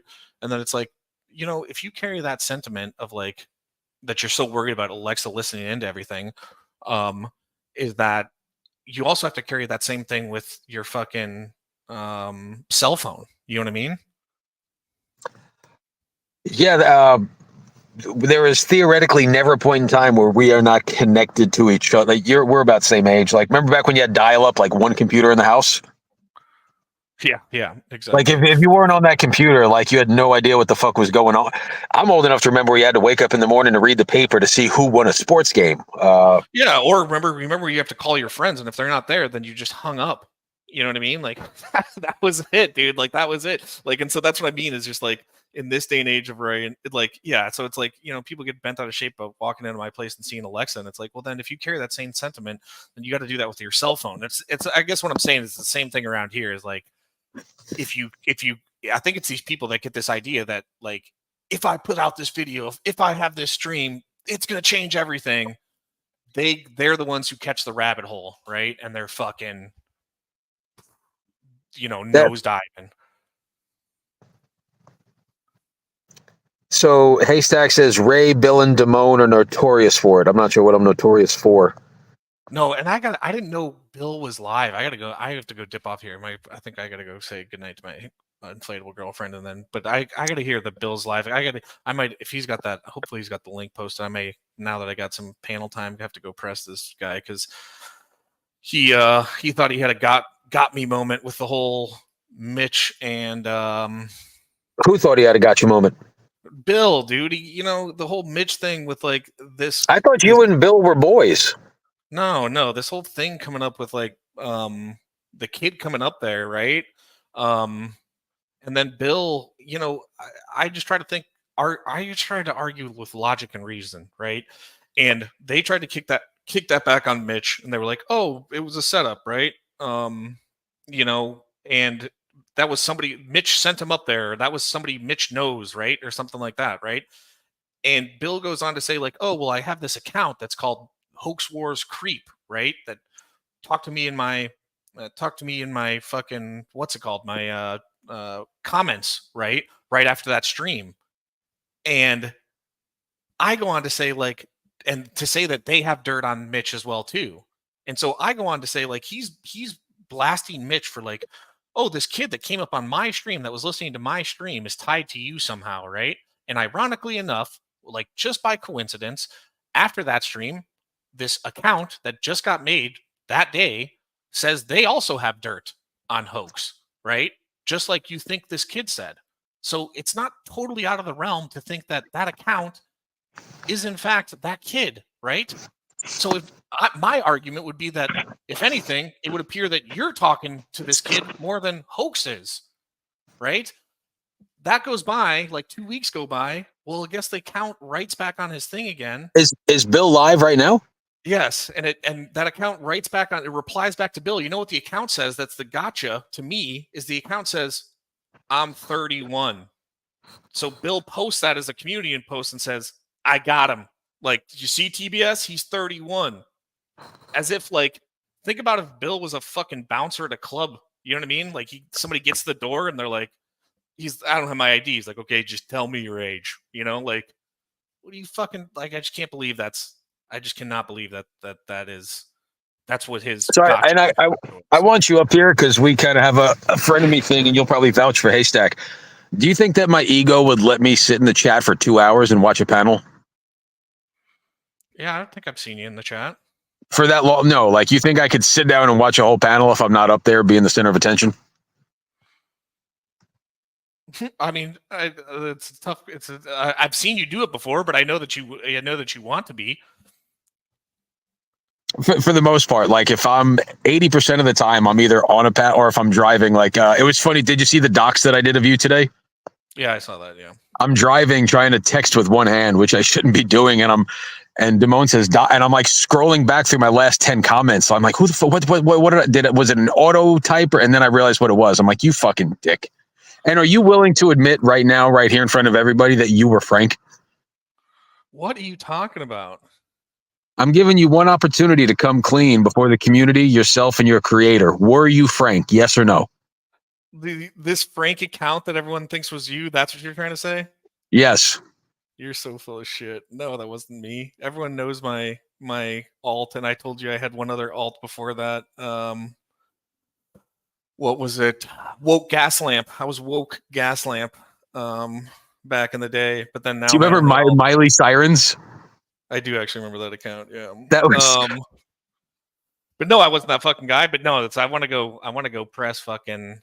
Go press Bill. I'll shut this down anyway. But I have had about 9 people tell me that you were Frank. Yeah. Well, you know what, Ray? Showed a proof. Showed a Frank. I asked. Did you ever think I was Alan? Yes or no? I did, dude. I did for the longest time. I did, and here's where I will give it to you. So I think I see what you're trying to say with the.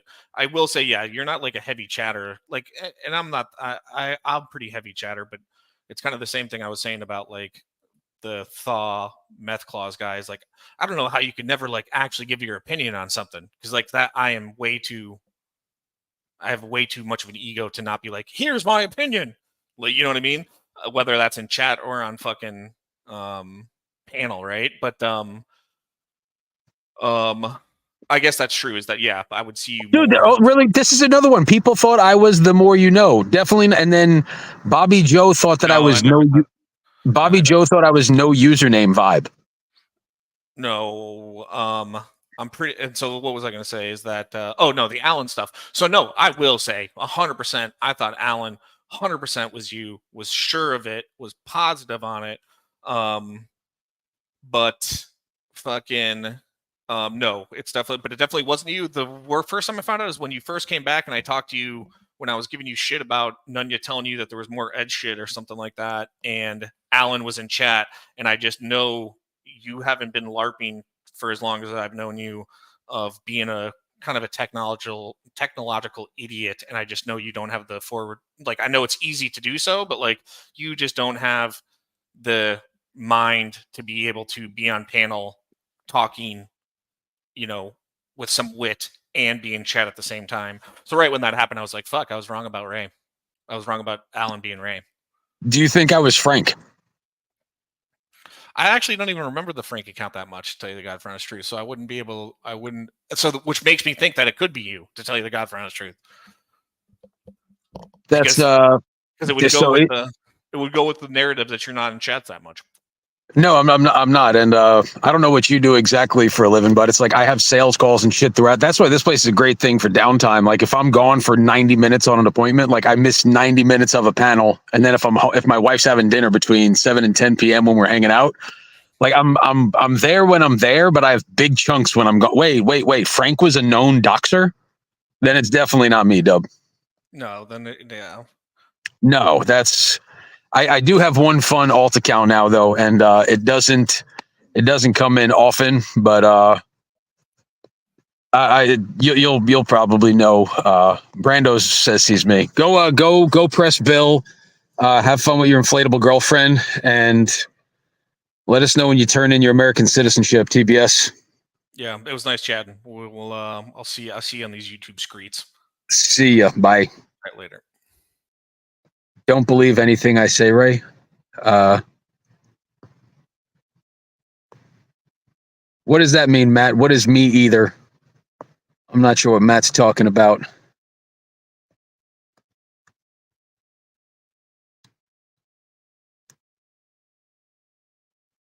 There were many, many, many people who told me Frank was TBS. Many people told me Frank was TBS.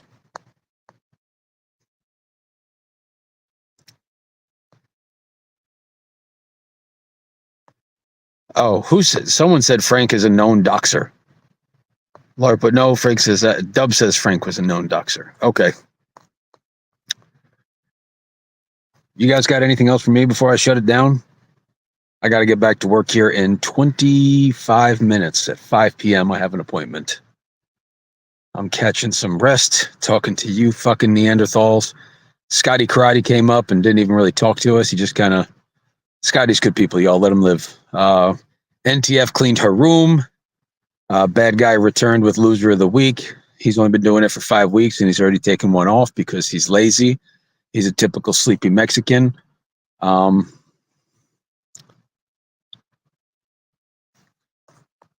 So do you think it was me, Matt? Do you think I was Frank? That's a better question, Matt. Matthew from Texas.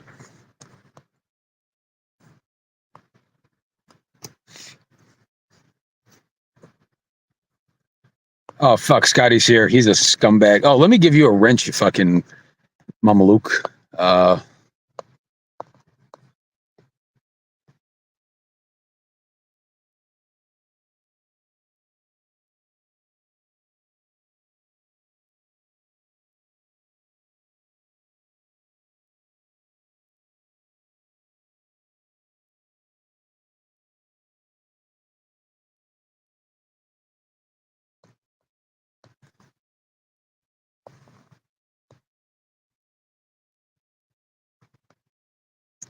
Fucking tards.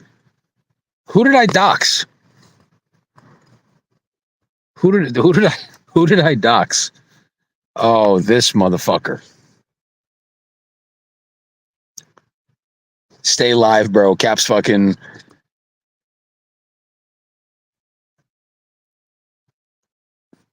I was not Frank. I was a fiery automobile accident. I was cat pawn, and I was bar blusters.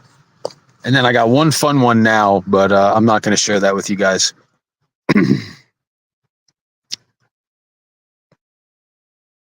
Jesus Christ, Andrea. Well, I didn't notice you didn't have one. You're always a friendly. I'll be driving through your neck of the woods tonight at about 12:30. Probably maybe 11:30, 12, somewhere in that ballpark. I'll be driving up north. I'm the original Clyde Cash. FCC, do you want to pull up and help unbury this panel for the next 24 minutes? You want to apologize to NTF? You want to make right all the wrongs, all the people you've hurt?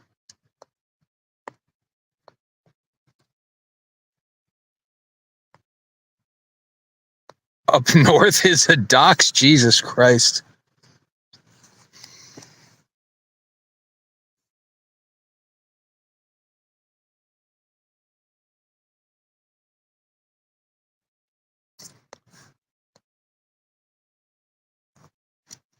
All right, everybody. FTK is going to be fighting Brian T. City Ortega.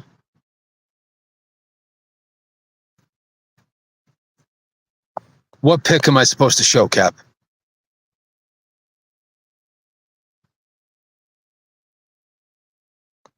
She didn't send me a pic of her room. Ray, will you apologize to Eloy for letting Tommy loose on him? Eli and I spoke. I'm not going to... If you don't let a man defend himself, you're basically calling him a female. That was Eloy's... I didn't like what Tommy said at all. I thought it was a bad look on all counts, but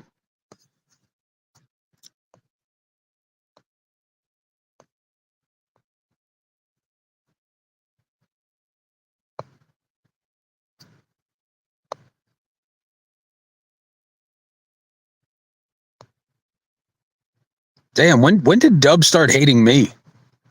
I don't remember ever pissing off Dub.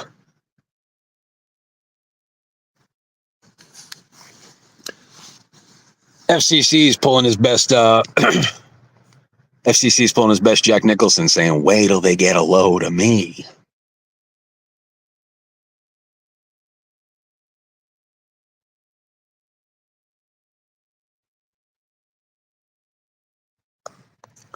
I am employed, Dub.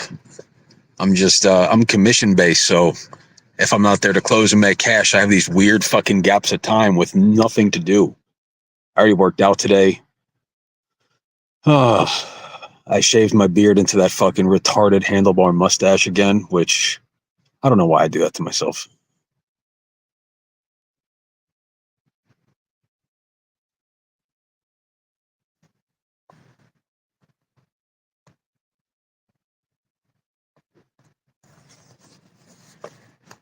Can I give you more of a Boston Jack Nicholson? Yeah, if you join my members. Commission based is in employment docs. Jesus Christ, y'all.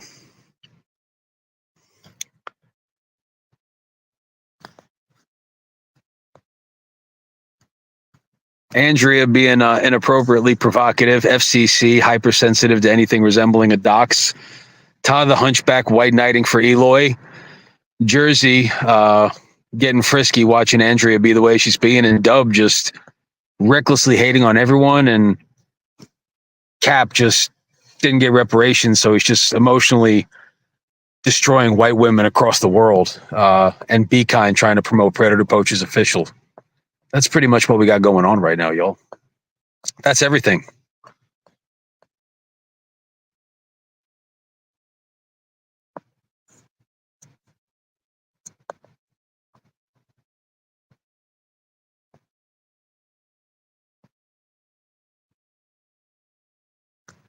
Are you talking to me or to Meth Claus, Dub? I'm just calling out the Ray and Tommy love triangle.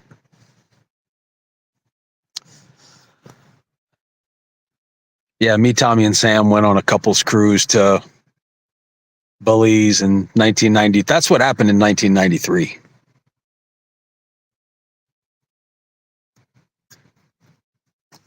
Are we watching Cap and FCC find common footing with their mutual disdain for white women?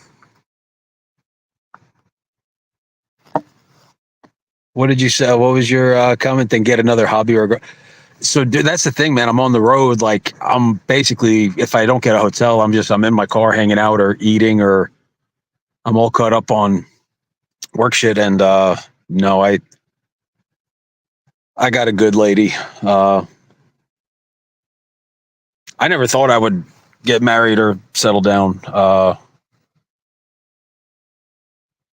wish. It's funny, being single is way more fun, but my wife is too good that I don't know. I just can't.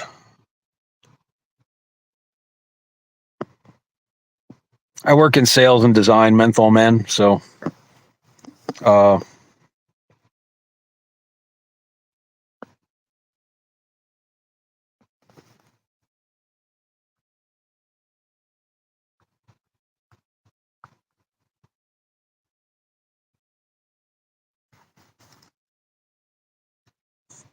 no one said you had to be single to get a girlfriend. Why have a wife when you could borrow someone else's, right? Put that on a t-shirt.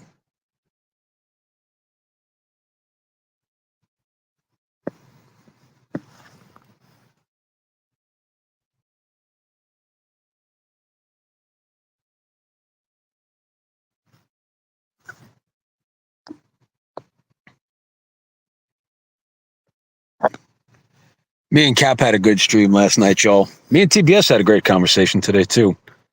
That's it's a nice break from the radio sales. No, I don't do radio sales, Steve Dave. I sell brick and mortar projects. I got really lucky, y'all.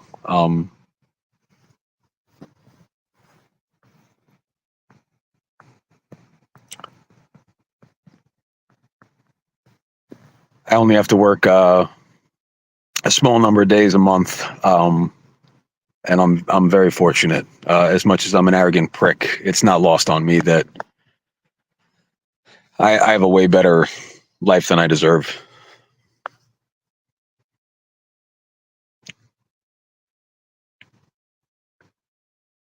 I wish I was a radio broadcaster. That was my dream job. I wanted to have a morning radio show or like a drive home on FM radio.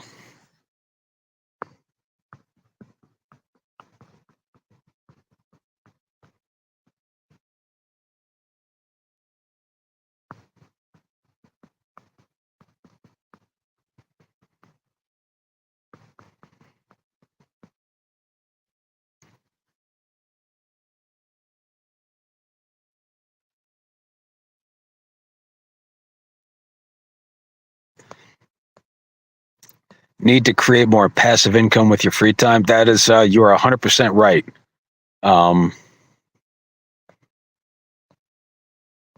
Fat Fucks Friday. That's damn, Dub. Y'all are just fucking brutal. No, I don't sell stocks, Bubba.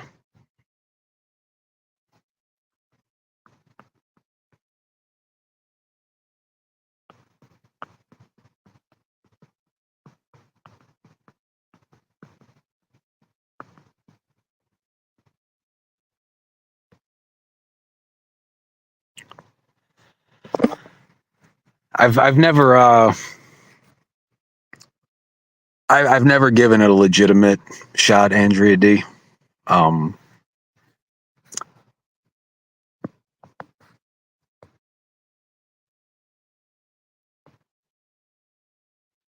He's a known Zumba funder. I get passive income from two things. Dude, why, bro? Like, we used to be friends, Jay Silly. Why?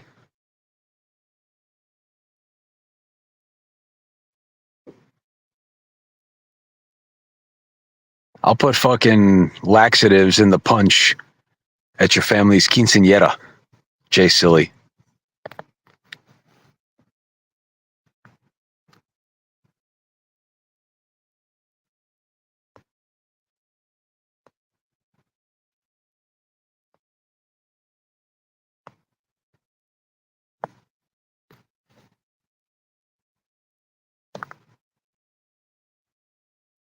How about Sam Clinton not even showing up over to my live today?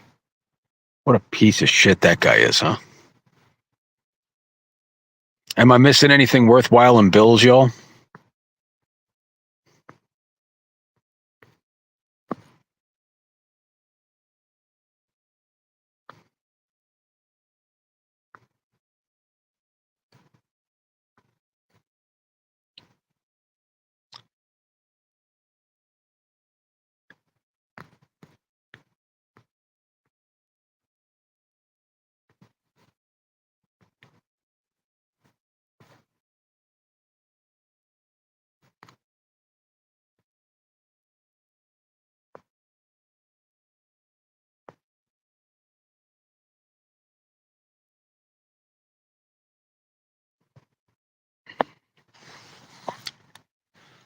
The boys are hormonal, Jilly. They're going through communal puberty right now.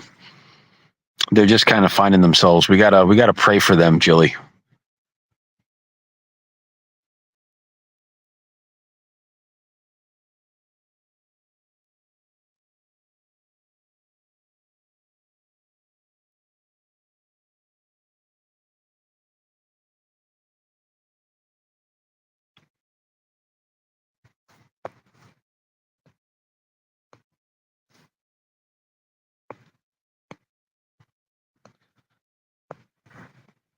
Andrea D, why don't you come on panel? You never come up, you coward. Everybody fucking shame Andrea D till or Jay Silly. He used to come up on panel. Or John Gotti. John Gotti, why don't you come up on panel? You've got some answering to do, sir. Dub, you can come up. Jilly, you're always welcome. Steve Dave, you want to talk about fucking late 90s bodybuilding and fucking Breakaway pants.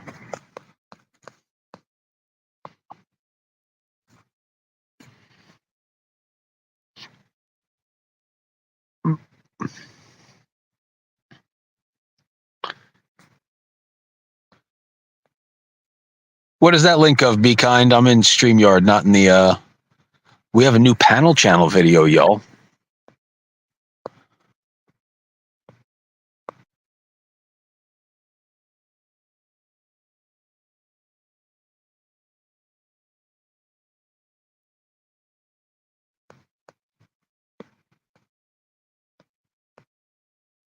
And he's back. I thought you were going to shut it down. I was. I got another. I got to get on the 20 road in minutes. like 13, 14, 15, whatever it is. I have a 6 o'clock appointment, and it's like 45 minutes away. So, dude, if you saw the setup I have, I've I got thought it a. was 5 o'clock. It's 5 o'clock. That's when I have to leave. Like I have an. Oh, okay. When I said, yeah, Okay, right on. dude, I've got a little fridge back here. I've got snacks. I've got a memory foam mattress. I'm in a Walmart parking lot, just fucking laid out in the back of my SUV, super comfy. Nice. Do you ever consider getting a tent like Shizzle? No, I'm think I'm gonna get a Sprinter van. Shizzle lives in a tent. Your buddy. Define, buddy. Your favorite panel guest, besides myself, of course.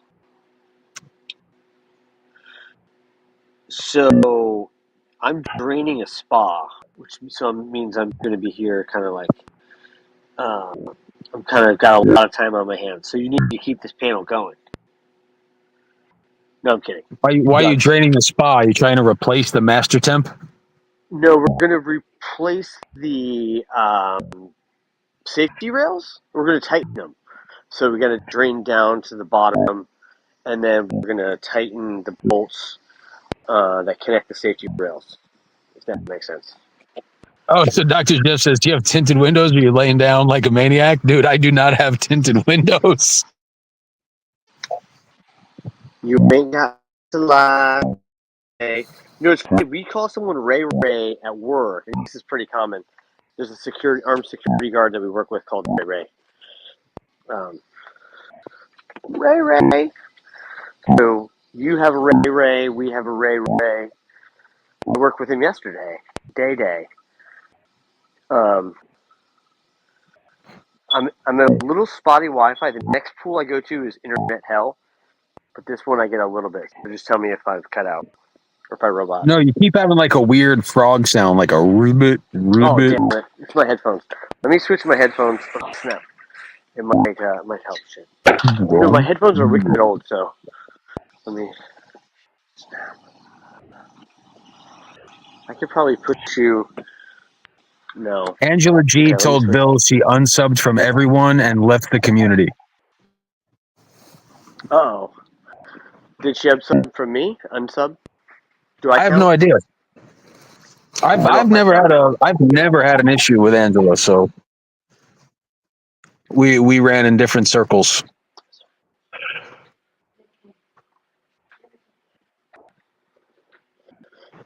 Have you ever talked to Jilly Fisher?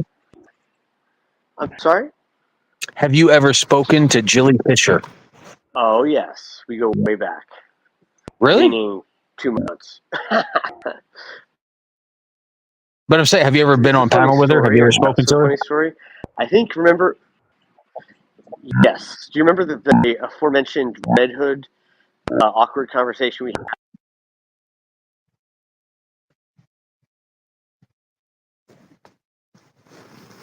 You mental clarity. You're gone, Scotty. Uh-oh.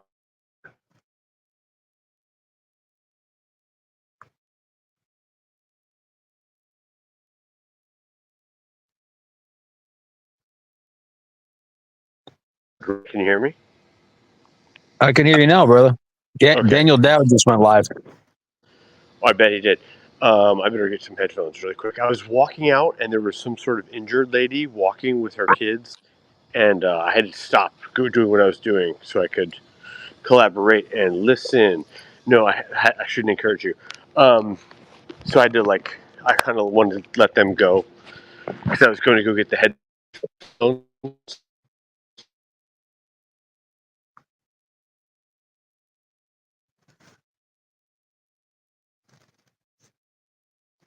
And you're gone, Scotty. Can somebody drop Dowd's channel?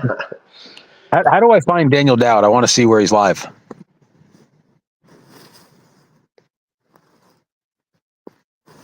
I went outside.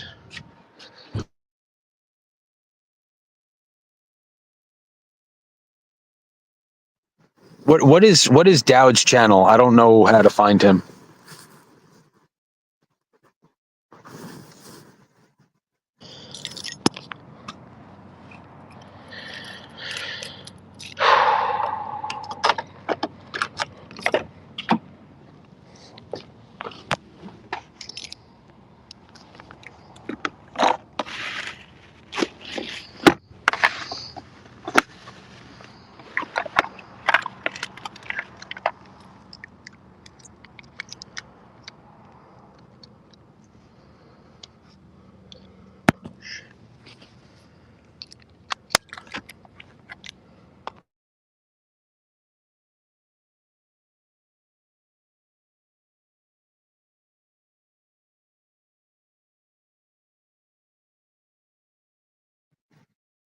Scotty, you're not saying anything.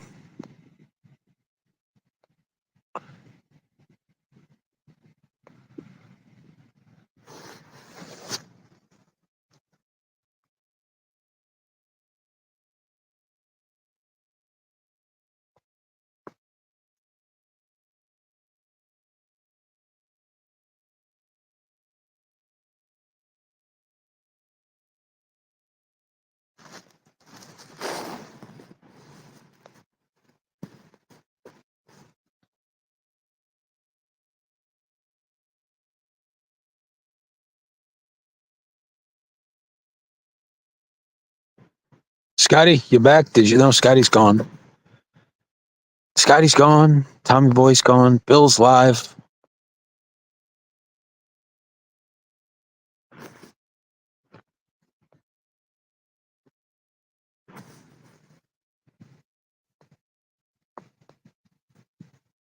Do y'all remember when Ray used to be relevant? Pepperidge Farms remembers. Well, I think that's a good time to shut it down, you fucking tards in chat.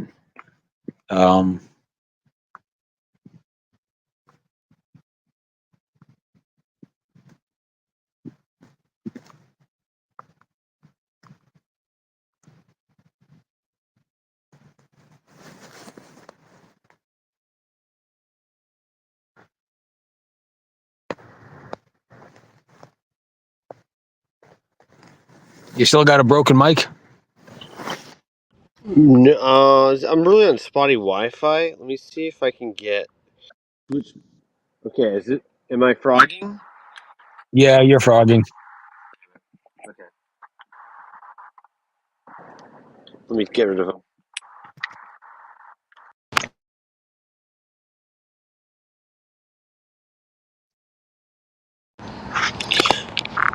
Check. A little better. Frogging. Yeah, I'm on my just straight phone. So, Did you see my sweet stash this morning? negative. Oh, Do you want to show me now? sure.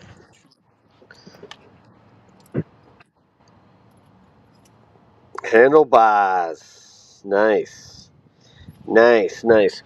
I just saw one of my lovers on YouTube just tagged me in a video, it looks like, while I was clicking into the stream. You know, because I'm usually multitasking and I listen to streams more than I watch them, if that makes sense. So I can't like be glued to the phone. Sometimes I can be, but usually not. Because I'm like driving and multitasking and whatnot. So, When does your never-ending stream end? when the internet cuts out. Well, I figure, I pay like a couple $100 a year for it, so I might as well stream. Plus, it's kind of like good because it's like a line of communication, if that makes sense. So if you're going to pay for the unlimited StreamYards, you might as well get as much as possible, right, in this economy. And then, too, because I can use it like when, for instance, someone will like live.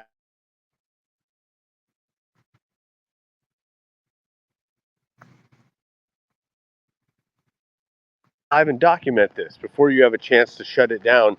I can like literally just start screen sharing, or like, you know what I'm saying? So it gives me, it's like a tool basically.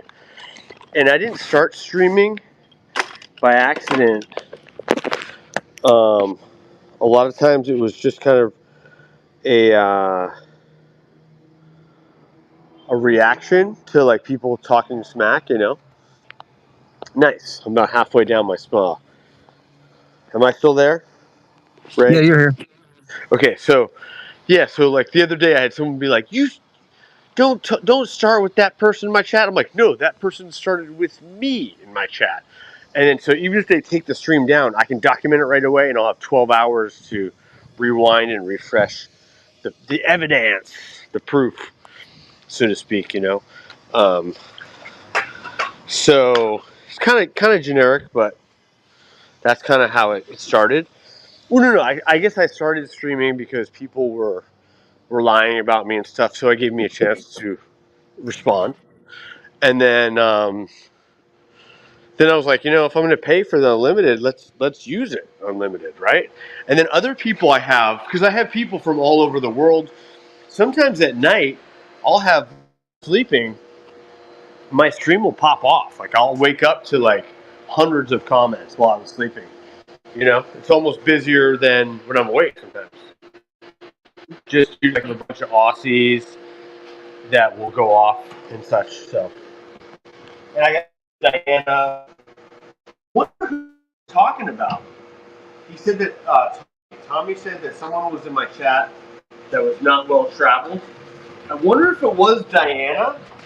Diana might not be well informed, but she is well traveled actually. So it's funny if that was her. But she's been to like Cambodia, South America. She lives in Germany, but she's married to an Englishman, etc. So she's seeing different parts of Europe, Asia, South America. So she's gotten around a little bit. Your So girl's gotten around?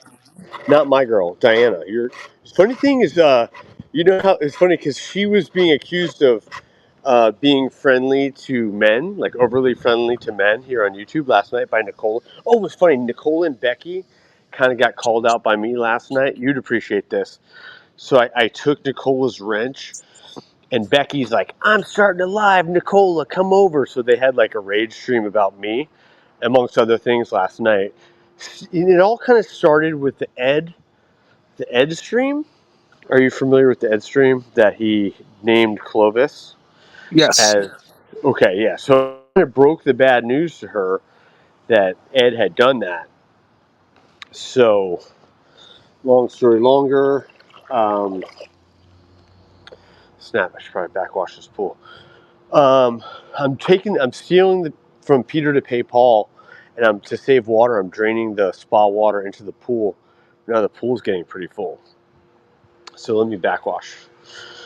So I thought you'd appreciate that, but no, I was like, you know what? Dealing with like crazy people like Nicola and Becky, I was like, I saw Ray was live. I almost just rage quit my own stream and went over to your place. Quite honestly, I know you probably don't hear that I used you as a distraction tactic, but I hung in there and I didn't let the crazies take over. You know what I'm saying? It's about goddamn time. They tried to. Yeah, so I took Nicola's wrench because it was funny because Becky the day before had spoken ill about one of my dear friends who passed on. Say I hi don't to think Cat she Eyes. even really meant it. Hi, Cat Eyes. Sorry, I'm multitasking. She was being really I actually listened to FCC's stream again. I think you were on panel when Becky denied doing it, and then she doubled down and denied again. So like, that's it. I'm playing the evidence because someone clipped it. Of course, she said horrible things, and then and then Nicola, I gave her that same thing. I said, don't you dare say that thing again that you said. And of course, she went there last night. So I took. Actually, I went. I was saying like Nicola's like, take my wrench. I'm like, really? You want me to take the wrench? I'll take it. Do you really want me to do that, Nicola? And she's like, well, no, I don't really want you to do that. But so then, and of course, like a few minutes later, she said the thing that would lose her wrench. Like it didn't take her 36 hours to lose the wrench again. And so I took Becky's wrench and Nicole's wrench, and I took Becky's the same day I gave it to her because she was spreading misinformation. So, long story longer, I took Nicola's last night, and I took Daniel's today, and I'll probably, I'm telling you, I've got 3 more months left in me of open panel, and then the panel link is going to be a VIP thing because I'm getting married this week, and I have to be a real man. And I can't be playing around on YouTube. Aren't you proud of me, Ray? I'm very proud, sir. I'm going to be a real... But I was like, you know what? I'm sick of dealing with you emotionally derelict people. I'm going to go hang out with Ray and talk sports. But I was like, you know what? I'm not going to let them take over my stream. So I hung in there and went to bed and just called it a night. I finished gracefully. And... now, speaking of lack of respect, now they're accusing me of taking edibles. Can you believe this? They're like, Scotty's taking edibles. What time are you going to be live tonight, pal? I'm always live, Ray, but what time will I be back home? It depends on how long I'm here with this safety bar repair, but it shouldn't be too long. I'm up in the mean streets of LB. And then, oh, you know what I'm doing? Oh, snap. This is a rookie mistake, Ray.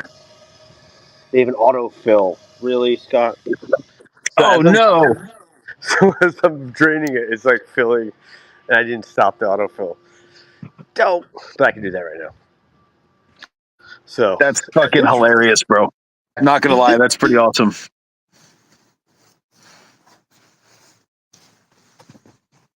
Scotty? So no, I should be home. Are you gonna? Yeah. Are you gonna? Yeah, go I gotta jump right now to leave for my appointment. All right. Well, make some money. Thanks for having me. You dropped the link, so I would have left. But okay. Love you. Gotta go. Bye. Yeah, bye.